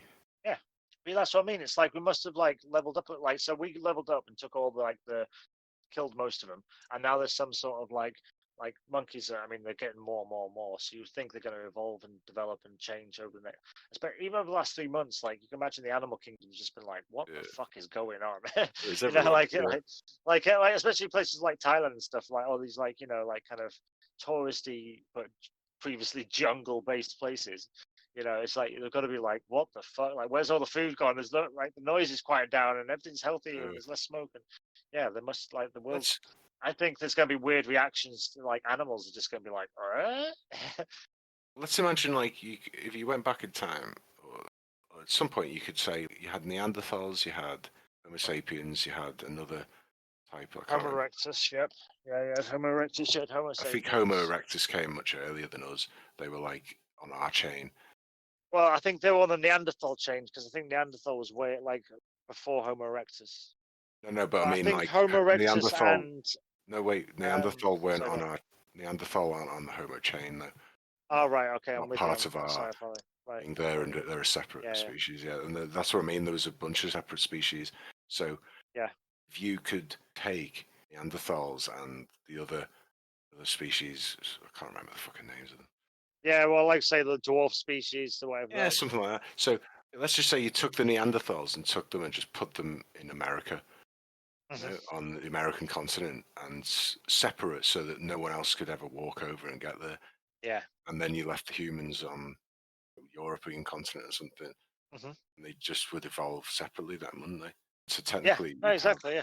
have a race of Neanderthals would have evolved. So I think that would be a way it would happen on a planet. Yeah. Yeah, especially on a massive planet, because our planet's quite small comparatively, sort of thing. Some of the fucking gigantic planets that are out there, and some of the gigantic stars, and so on and so on. But yeah, there's like imagine a planet 4 times the size of Earth that somehow fits in the Goldilocks zone of a gigantic star that's warm enough to. Yeah, because there's stars that are so monumentally bigger than ours. Our star, like insanely, like to the point where if you're watching a scale about an hour later, you get to this star and you're just like, where were we? We were like number 2 or 3 or something, weren't we? that pixel. Like our galaxy is smaller than that star. That's insane. So yeah, you'd think that those stars would have giant Goldilocks zones much further out, and giant planets that inhabit those stars, those systems. But also, it's different lights. It's like fucking blue dwarfs and stuff. It's stuff that burns. So like, you could even be closer to it. It could be like your whole sky, because it's a blue giant or whatever, or white dwarf or something, a blue dwarf. Where it's like it's much cooler, but much bigger, like insanely bigger, like infinitely bigger. Because that's the thing. It's like infinity is impossible because, like, as far as I can see, is infinity for me. Like that's an infinity amount of vision. So it's like anything past that is too monumentally big. And like for you to see that star, you would be like a piece of dust seeing the moon. You know, like you'd be stood in front of it like that. It would be like that kind of like just like you'd be like you've seen the Carl Sagan thing where he talks about the blue dot. Yeah. You know, like at the edge of the galaxy, the Hubble telescope picture. But yeah, it's like that thing where you look at that and you go, "Oh yeah, we're we're fucked." You know, like we ain't getting out there. You know what I mean? Like that's from our galaxy, and it's like it's a distant fucking. It's like someone putting a piece of gum on a board 10 miles away from you, and they go, "That's Earth." Yeah, it's like to your eye, that's impossible. So like to get any, and then there's that distance again of just like asteroids and shit, and then like darkness for a bit, and then another solar system, and that's like 1/1000th of a galaxy. It's insane. It's insane. Love it. Yeah, I love it too. It's the vastness. I do love it. The emptiness. Just the thought. That's what I was thinking. It's I'd love to stand out. I'd love to stand on a ship on like a gangplank that went out into space and just stand and see nothing in my peripherals at all, but like infinite space. Or just drifting, like to die drifting in space, to be shot, like the last hour of life is to be shot out into space. Like they know you're gonna die. Like 1,000 years from now, when they can like say, right, this is the day you'll die if you keep going the way you're going. Like that last hour, they just put you in a rocket and shoot you out into space, or like an Iron Man suit and you fly out in space. Just to stand there in infinite wonder. Just the idea, like I said, just that zooming out to the point where you can just see the whole universe. What I find baffling, if the universe is finite, so let's say it's not infinite, there's an edge to it, we just can't see yet. Yeah. Then what is space that it's in? What the fuck is that? Oh, fucking hell, Dan. I don't know. What is that? It's just this massive, just monumentally enormous void of nothing, darkness. The fucking entirety of the universe that exists in. It's like, what is that? But like perspective-wise, like the distance between atoms in your makeup is infinite compared to the size of the atoms. I know, yeah. Like like when you make up of like 0.0001 matter and magic. Like when you look at it, it's like all the space in between and inside it, it's just empty shit. I don't know. It's just stuff. I don't know what it is. Too small. That's what I mean. So that's the microcosm, and the universe is the macrocosm. So you're like, well, isn't reality just emptiness then? And we're mostly emptiness. Yes, it is. And nothingness, emptiness, and nothingness, and like that's most of reality. It's everything in between. Yeah, that's everything that's in between the dark matter, essentially, of the stuff of the antimatter, of the stuff that's matter in the universe. It's like, so that's what twists my head a little bit. It's just the fact that, and then outside the universe, once the edge is reached, then you've just got nothingness again. Like, nothing. Yeah, it's like this area has loads of dust and shit in it, but the same initial start place, but without all the life in it. It's super weird. But then is there like is that anti-life in there? Is there some like opposing force? Like, is it just a mirror? Is it like the dome? Is there like just everything but the opposite, or the like? You can't put it in any kind of what the fuck. So I'm watching pictures. I just put a random another space thing on the background, and there was just this crazy looking picture. But yeah, it's just like the other side of the universe is just the opposite. It's just something. Does or the fact that we exist, the fact that the universe is a thing, it creates space and time and gravity, and it forces the nature of reality to a bubble into nothingness that forces existence. And without it, things there, like it doesn't matter. There's no time, space, physics. But there is like for that to take away from it, like the opposite, that actually it's infinite. Like when you die, you'll just go back into this thing. But like, what if say there's like your body, your consciousness leaves your body, right? When you die, like soul up into the heavens. That soul then has infinite amount of time in this infinite space of infinite things. It's like, that for like a religious thing, that'd sell me on it. Like I get infinite time and space as a floating awesomeness. That feels like the idea of heaven. I understand it conceptually, but it's like it's not even a physics. Like from that point on, it's like it's so big you're gonna have to conceptualize it. It's gonna have to be like if your mind goes into thing, because it's just so. That's it. It's insane. Like you're not supposed to understand it with the constraints of a physical brain. You have to evolve and ascend from that into an energy being that can explore the universe to start to understand it. Yeah, that's the biggest idea of heaven than anything. I like that. I like that as a concept, baby. I could take that as a faith. Just look, at some point you're going to go out to the universe. Wouldn't you like to at least do something good here because this is your last chance? Because then it's like it's not about like be good on earth and you go into heaven. It's like we're all going to heaven. Like we're all going out into the universe, but you've got to like you got to remember like this is the last time you ever get to be human and do human and live. Yeah. This is you get to live now, and then you get to see the rest of the universe as a floating entity. But this is your one solid. This is the tutorial level. This is you getting out of the sewers in fucking Oblivion, or getting out of hell in Skyrim. I hated that. I got out of that sewers and I realised my ginger hair was super bright, and I had a ginger fucking character for this. There you go. That's the perils. In the sewers, it was dark, and that was it, man. That's it. And but I come outside, and it was the universe, and just on the edge of the universe, like. Yeah, that's a good analogy, because that's the moment when you come out of the dungeon. Because at that point, it was like, this is good. I remember this because this feels like, the other Elder Scrolls games I played, like Morrowind and shit. But then when you come out of that dungeon, you're like, oh, this is different. This is very cool. This is going to be big. And you're looking off like, can I go over there? Can I go camp over there? That's the first thing I did when I just disappeared into the woods for Imagine that, right? So say, and they just get out of the dungeon and just go off in a random direction. And then you die a bit later on and get out the dungeon, and you just pick a random direction. You got no idea where they went. And you've got the whole universe now. And so you might never find people you knew original life because you don't know where they went. But I think by that point, at that super level, you'd just be like, exactly where you can just go to where you want to go. Yeah. Like it's like you've got like in old GTA and Skyrim, they had the big maps. You could just be like, oh, I know this thing's here before I've unlocked some map. And it's just like, let's go see. I mean, I reckon I could spend an eternity flying around the galaxy looking at cool shit if I was like a celestial body and had some conversation or some that kind of release, whatever conversation is. Get people that just keep going. They just go, I'm just going to go and just want to get to the edge. 100%. Wouldn't you just but wouldn't you just want to go see like the fucking Horsehead galaxies and shit? Just turn up and just be like, look Yeah, at this, fuck see it. that on And the then way. ones with like the crazy ones inside, fucking like 20 galaxies inside little tiny areas that are just fucking super bright. Mm. And then yeah, like definitely at the end of that, then you go to the edge of the galaxy and just be like, now we go off into the darkness. Thing is, then you might have other realities and other dimensions and other timelines, and you might have time to mess around with after that. And it's just like, holy shit, this is a huge sandbox of up and down, left and right, back and forth. It's amazing. Yeah.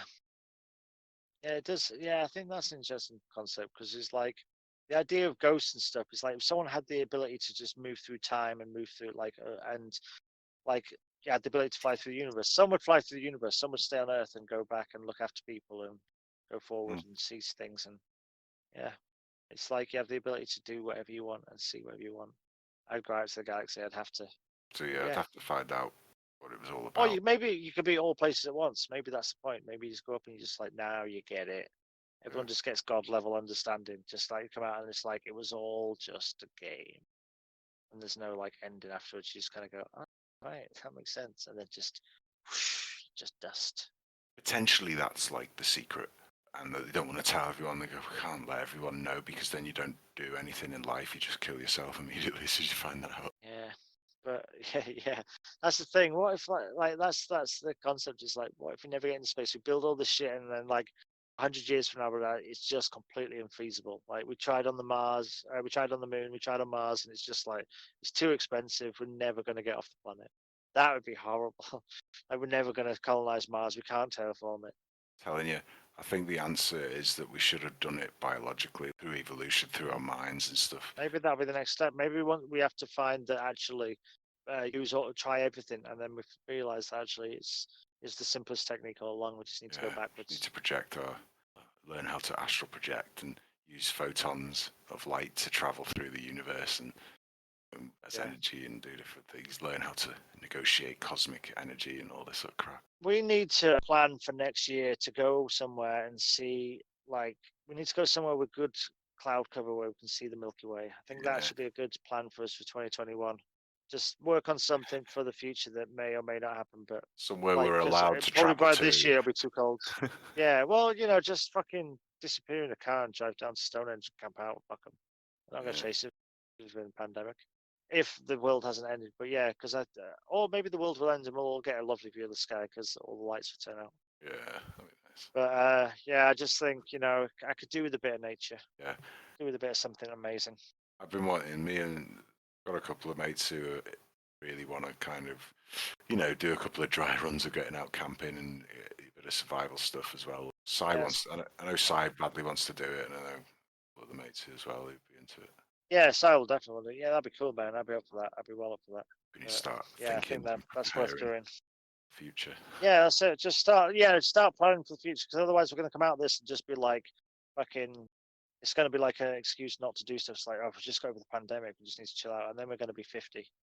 Yeah. You know what I mean? That's what's annoyed I feel me. like we're at a point now, like when we talk about time, I'm just like, yeah, this next 10 years is so important for us. Yeah, and that's what's annoyed me about this year, just being a complete write-off. Is this was the year I was supposed to get a new house and do all sorts of shit. But this year's like a necessity for everyone. I think it's like this year was just one of them things that everyone went through.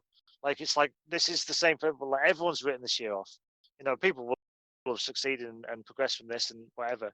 But I just think you've learned more this year than you would have learned doing whatever. Oh yeah, no, I'm enjoying the year. Been stressed or it's still good. Yeah. Oh no, yeah. Good break. Like I said, I'm really enjoying the break because it's unique. Mm-hmm. We'll never get this again in our lives. Hopefully. Well, we might. Actually, thinking about it. Yeah, we might get it every year at this rate. This might be the last time we ever work. You know what I mean? It might be like next year's just people fumbling open, then the whole world's just sets on fire, and it becomes like like Bosnia in the 90s. But yeah, so I don't fucking know. I just think with all the money that's been passed out over the last 6 months, say, like the start of this year, it doesn't seem to be like recouped. And I know Christmas and shit's coming up, but I just don't think anything's gonna. I'm not going out and spending money and shit. I'm just trying to. Yeah, Everyone's gonna be survival mode. I think it was Bank of America just gave $1 billion to Black Lives Matter. Just like, Right. where the fuck did you get that from? Like, just look at The Bank of America just gave the Black Lives Matter organization $1 billion. yeah. It's like, what the fuck?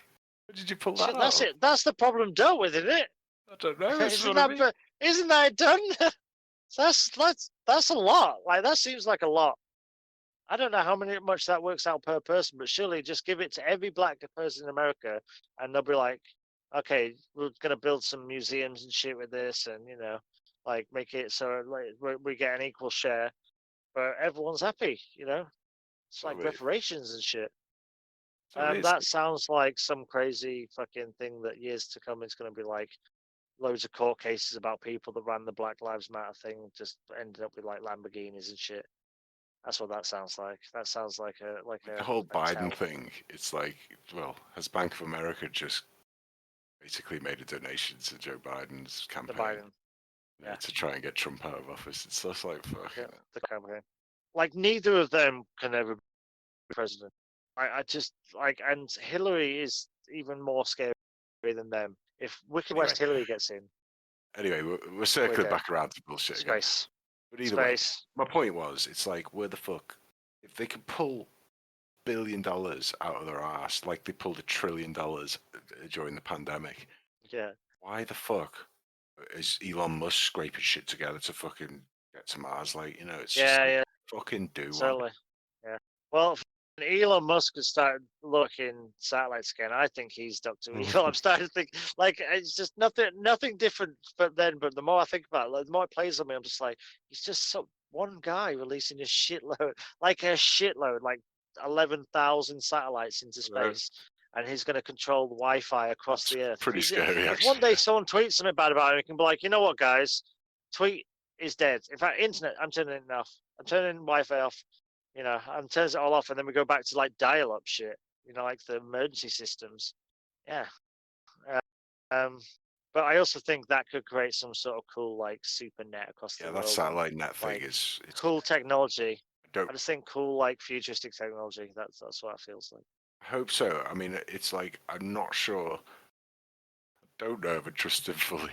Like, No, I don't know. This no. is it. I'm not sure. He's I'm not too.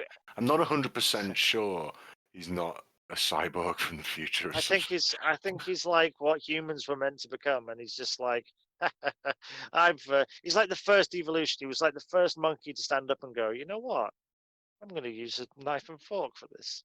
I don't think it happened quite like that, but the first one to go, if you stand up, you can see better. Who fucking invented shit like this that. knife and fork? Yeah, exactly. Who made the fire that made the food? Who made mac and cheese? But yeah, like the first, I think he's the first human to evolve past us, and I think there's been more intelligent people than him in the world, but I think at the moment he just seems to be very much like the driving force for like innovation. Because a lot of other people talk about the world and talk about like Neil deGrasse Tyson's a really good person, whereas Elon Musk isn't as good as that, but he just seems to be like pushing it and driving it, and he's a robot man. Yeah, we're gonna be fine as long as I don't have to stay too much longer now. I am getting a little bit cabin fever. This is a smallish place, and I'm just getting to the point where I'm like, work won't be so bad. But I think that is also partly me convincing myself to go back to work, and also like time is just seems to be standing still, literally moment. Every day the same. I mean, very much in Groundhog Day. Oh, just got on Twitter. Here comes the second wave.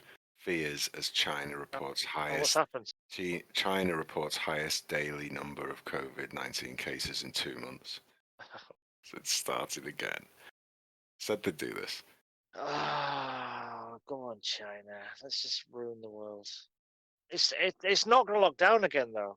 No, but I said they'd start the narrative second wave if they couldn't get these protests under control. See, weirdly enough, I saw something about that yesterday, but I didn't look at it. But yeah, I've seen a couple of things saying like spikes in China and blah blah over the last couple of days.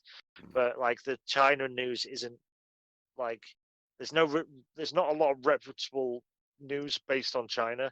Like it's always weird little sites that come out of China that have like they're like subsidiaries of other companies, and like, where does this go? Why isn't CNN reporting this? And why is it? Because obviously it's a bit less population to hear it, or is it because it's conspiracy and strange and whatever? I got my mom to watch that conspiracy documentary. Yeah. I just thought, here's something. I just like just watch it. Just like she watched the Epstein documentary on Netflix. So I was just like, watch this. This has some of that in it. Like, see where this goes. This gives you a bit more. But she was like, yeah, it's a little bit conspiracy. I'm like, yeah, it is. But like, take it like I took it. It's like it's someone's perspective on it. It's someone's Just listen information. to it. You And don't have to somebody believe thinks it. this, and they've tied this together. You don't have to believe it. It's just, but I was like, there's strange coincidence though, isn't there? She's like, yeah, it is strange. I'm like, but how many before it becomes too much of a strange? It's like, where does it stand? Yeah. Like I was just doing that. I'm like, and like she was, because I was like, I said to her, I was like, politics are like, they're dodgy. And she's like, yeah, of course, everyone knows that, politics is always and has always been dodgy. I'm like, well, like that we accept it. So like, at what level does it like? If people accept like, okay, they're going to steal a bit of money, okay, we accept that, so they steal money, and then like, well, if we can also steal like, I can get a car bought for me on my thing. Oh yeah, go get a car. Yeah. And it gets to a point where they're like, yeah, I can, Pizzagate or whatever. But I was just like, just watch it. Like, you'll see just interesting stuff. There's definitely like the weirdest pizza place on the planet that like politicians went to, and even if it was just a pizza place, hands down the weirdest place I've ever seen where you'd eat pizza by a mile. So Yeah. shit like that. And like just that alone, you just like, why the fuck would you eat pizza there? It's super weird, just from like that standpoint alone. But yeah. So yeah, I was just she. I think she watched the first half, and she's like, yeah, the woman's like, she went out looking for it. I'm like, yeah, maybe. I mean, most conspiracy stuff do tend to be on the fringes of society. That's why it's not on CNN, But yeah, she thought it was funny. Thought it was worth a try. You never know. The world might be that crazy. So I was just like, here's a heads up. It might go this way. I don't know. What are they saying about China then? Are they saying anything more about China? I didn't read it all. Sorry, I did that today. I saw a post. Check it out. It was like, I saw this post. I can't remember what it was about. It said, this is amazing. I started reading it, and I got like a paragraph in. And I was like, how long is this? And it must have taken me a minute to scroll down. Yeah. And I was like, there's no fucking way I'm reading this. This is like an essay on the subject. I didn't realize it looked interesting, but I was like, no fucking way I'm reading the book. So, yeah. It's saying 57 confirmed new cases. It's a highly dangerous So it's starting to creep up. in another food market in Beijing this time. So it's almost like a second replay of the original. See, just a reboot. I saw that they were closing down food markets in Beijing. That's the story I saw. Just a reboot. It's a reboot. It's not even a reboot. It's not even, So it's not even a remake or whatever. Yeah. It's a cashless reboot on a fucking. It's literally it's just. It's Star Wars. It's amazing Star Wars Spider-Man. It's amazing Spider-Man. It's amazing Spider-Man 2, isn't it?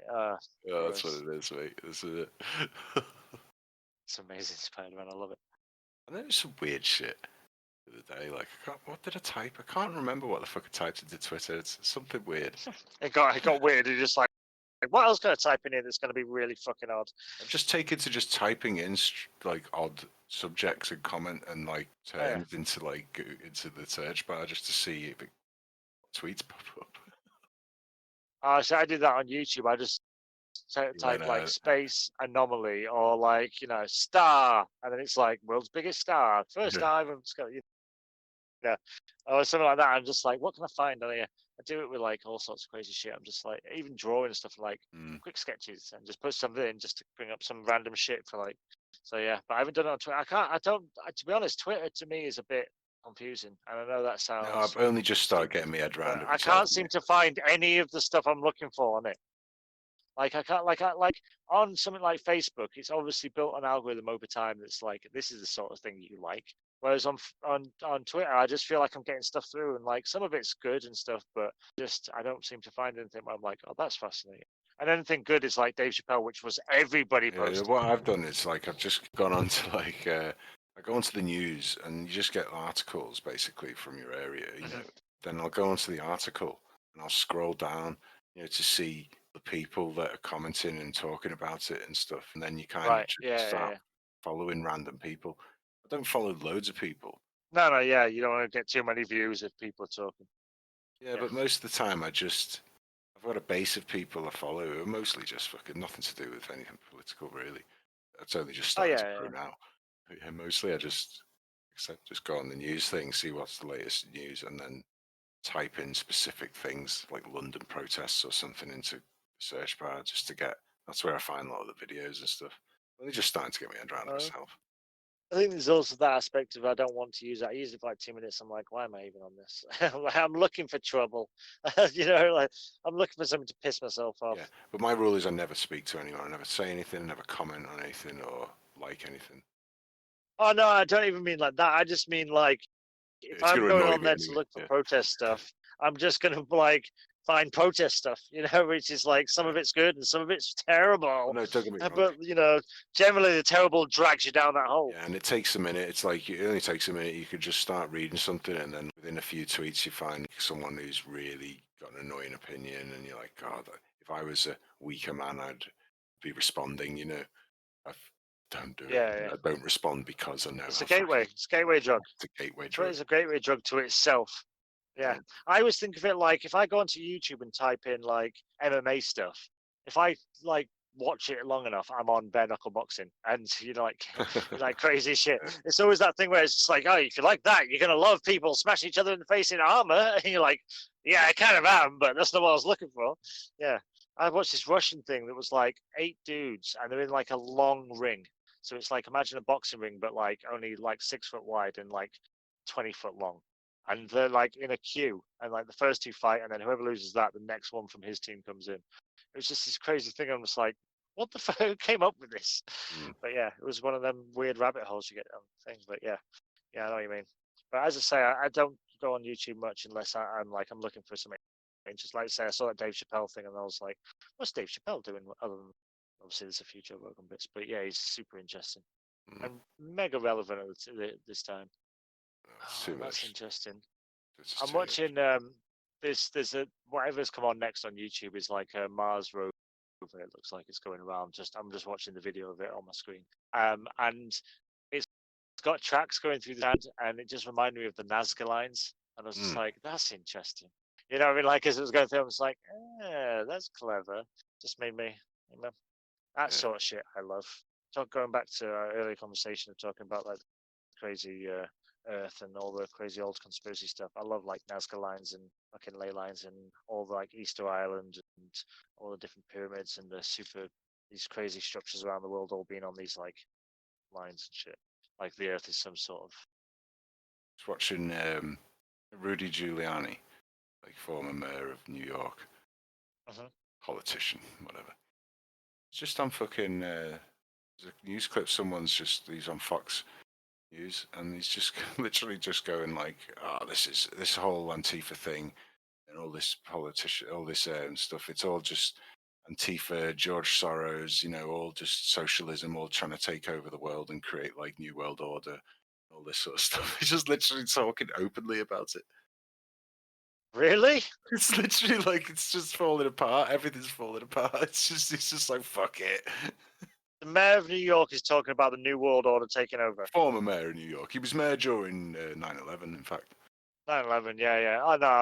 I've known. Didn't people want him to run for president at one point? Because he just did so good in New York. He fucking smashed it. Yeah. Well, so I mean, there we go. And that's the amount of people I'd like to go in your face right now with the way the world is, with like the conspiracies of 20 years ago or 10 years ago when I was a bit deeper into it. But yeah, just be like, told you, New World Order. But yeah, that's a little bit crazy. So he's going a little bit insane. Either way. Shit, man, he's just literally. Sorry, he's just in the background while you're talking. I was listening to what you're saying, but yeah, he's just going fucking. He goes like, "I'll send you the fucking thing anyway." Yeah, something thing, but it's like someone's filmed it, on the news, and it's like, and he just goes, "Oh, there are these people," and then he goes, "Yeah, well, basically, there are people who've been planning this for a long time." I go, "What? Antifa, Soros. There are people that have anarchistic tendencies and views, socialistic tendencies, that want us to be part of one world big government. This could be the start of that, setting up these autonomous zones. It should be wiped I out. think one world government makes sense right now. One world government that can deal with like what the EU was supposed to be and all that sort of shit. This idea where it can just because there was I remember talk. I mean, this is going back 10 years maybe, but when they were talking about like an American currency like the euro, you know what I mean? Like, they were talking about creating like a European Union, but like in the Americas, in Canada, and all that sort of shit. So mass graves. All the mass grave thing, like conspiracy, makes sense now. What's next? What the fuck is next, Dan? Uh, This is real life. it's just there's so much going on. It's just mad. Here it is. Send it now. Yeah, nice one. I'll watch it once I get off. So just start sending it on, fucking like tweeting it to you. No, but I Yeah, you like. can do. I don't know. I like not having a record of Like things that presence I'm. on there. Yeah. Yeah, you know what I mean. I'll send it. I'll like send links to people through text, you know, and stuff, and so they can look at it. But I won't let Twitter know that I've done it. You know what I mean? Kind of. I know Facebook know I've done it or whatever. You know. But Twitter knows you've done it. They all know. they all know. They all know. They know more about you than you know about you. Like I bet, like if you asked like an AI who was connected to Twitter and Google and shit, anything about you, it would know. And stuff like like what is Dan's national insurance number? Blah blah blah blah blah blah. Blah. You'd be like, I don't know. Yeah, sounds about right. But yeah, so it feels very much like we're characters in a book that have no idea about the plot, but Yes. like someone else in the world does have an idea about the plot. Yeah. Feels like you're the unknown character, you're the character where the audience knows more, but the audience is whoever's fucking playing these things and stuff. Yeah. Illuminati New World Order, huh? That's a new one. It's just fucking. Twitter annoys me a little bit. It's like sometimes you'll send. I don't know about that. It's just like I was trying to just send you the video, but it's just sent you like links to the fucking people. But I think if you just open those links, That's the it'll just thing. take you to. Yeah, the post. yeah. I did that to you the other day, and then about a minute later, it came up like the video. It was like the way it loaded into Yeah, it's the annoying. messenger. But whatever. Yeah, it's fine. Don't worry about it. It's fine. I'll survive. If not, I'll just put George Soros talking about the New World Order. I'm sure there's going to be a few videos talking about this going, what the fuck? You know, so. I feel hilarious though that it's like I'm just learning Twitter now, and like That's everyone the who's man, yeah. young is into like Snapchat and TikTok and probably things I've never heard of. You know, and it's like, mate, what was that? That was that was me. Sorry, that was me. And that's my. That wasn't the government control. Did that sound super weird? It's the death of headphone users there. I'm just like, fuck. Oh, was it really loud? Was it? Yeah, it sounded like I don't know, like some kind of banshee coming through. Banshee. Oh, right. To me, it was just like a type sound. I was just checking my battery because I noticed a minute ago my battery was on like 9% and it hadn't given me a heads up. So I was just like, I don't want to Wrap it up disappear. because it's like It's charged. It's charged. It's like 30%. Well, I'm getting to the But point yeah, where I'm I getting might have tired. to piss anyway in a minute. Okay, that's good. That's cool. That's no. 5 to 1 in the morning as well. That's probably a good reason to do it. So send me what the picture of this conversation looks like. See if it's any better. Let's have a see if this sounds any better. It probably doesn't. There's probably definitely technical issues. Oh yeah, shit, yeah. Just faffing around and charging my phone halfway through feels like a good reason not to, and planning ahead. But yeah, see what this is like. That's with the correction thing off, and that's with it on. What you doing? What you saying? I can't. Fuck it. I was turning the super Oh, sound yeah. hearing. I don't know if it makes any difference to you or me. Can't tell. It's so intermittent. It's dead intermittent at the moment. It keeps like fucking. I think a lot of the problem is just the quality of the connection. At this era of time in human civilization, because it's like everyone's using the fucking internet at the moment for Zoom conversations. Oh yeah, no, there's 100% that. Yeah, definitely, without a doubt, we're all getting less. Like less 100 million bang for our people buck. using Discord right this second. Oh yeah, not to mention people like downloading Yeah. games and shit. Like the amount of TV and games and streaming that's taken place over this time. Yeah, that's an insane amount. I think these are the good ones to have as the early podcasts and the kind of and then we do an actual face-to-face one. The quality will probably be like, that was amazing. Yeah, you need to keep. Oh, what's happened there? Did I cut out when I was speaking then? Yeah, you went, that's amazing, like that, and then disappeared. But I was Okay. also trying to pick up my phone at the same time, but it cut out. Yeah, it did. Yeah, that's what it's like. It's annoying. So you've been doing that a lot in the last like 10, 15 minutes, just cutting out a lot during your sentences. And it's the connection, it's just fucking, it's annoying, and but whatever. It's the pandemic. This connection's turned into absolute shite. Can you hear me? Yeah, I can hear you. Yeah. There you go. That's better. But I just took that plug and I was knocking it. And I was doing my head in, so I took it. It's just the But, connection. It's kind of like every now and again you'll speak and you just sound like fucking Neo, like go through the mirror in the Matrix,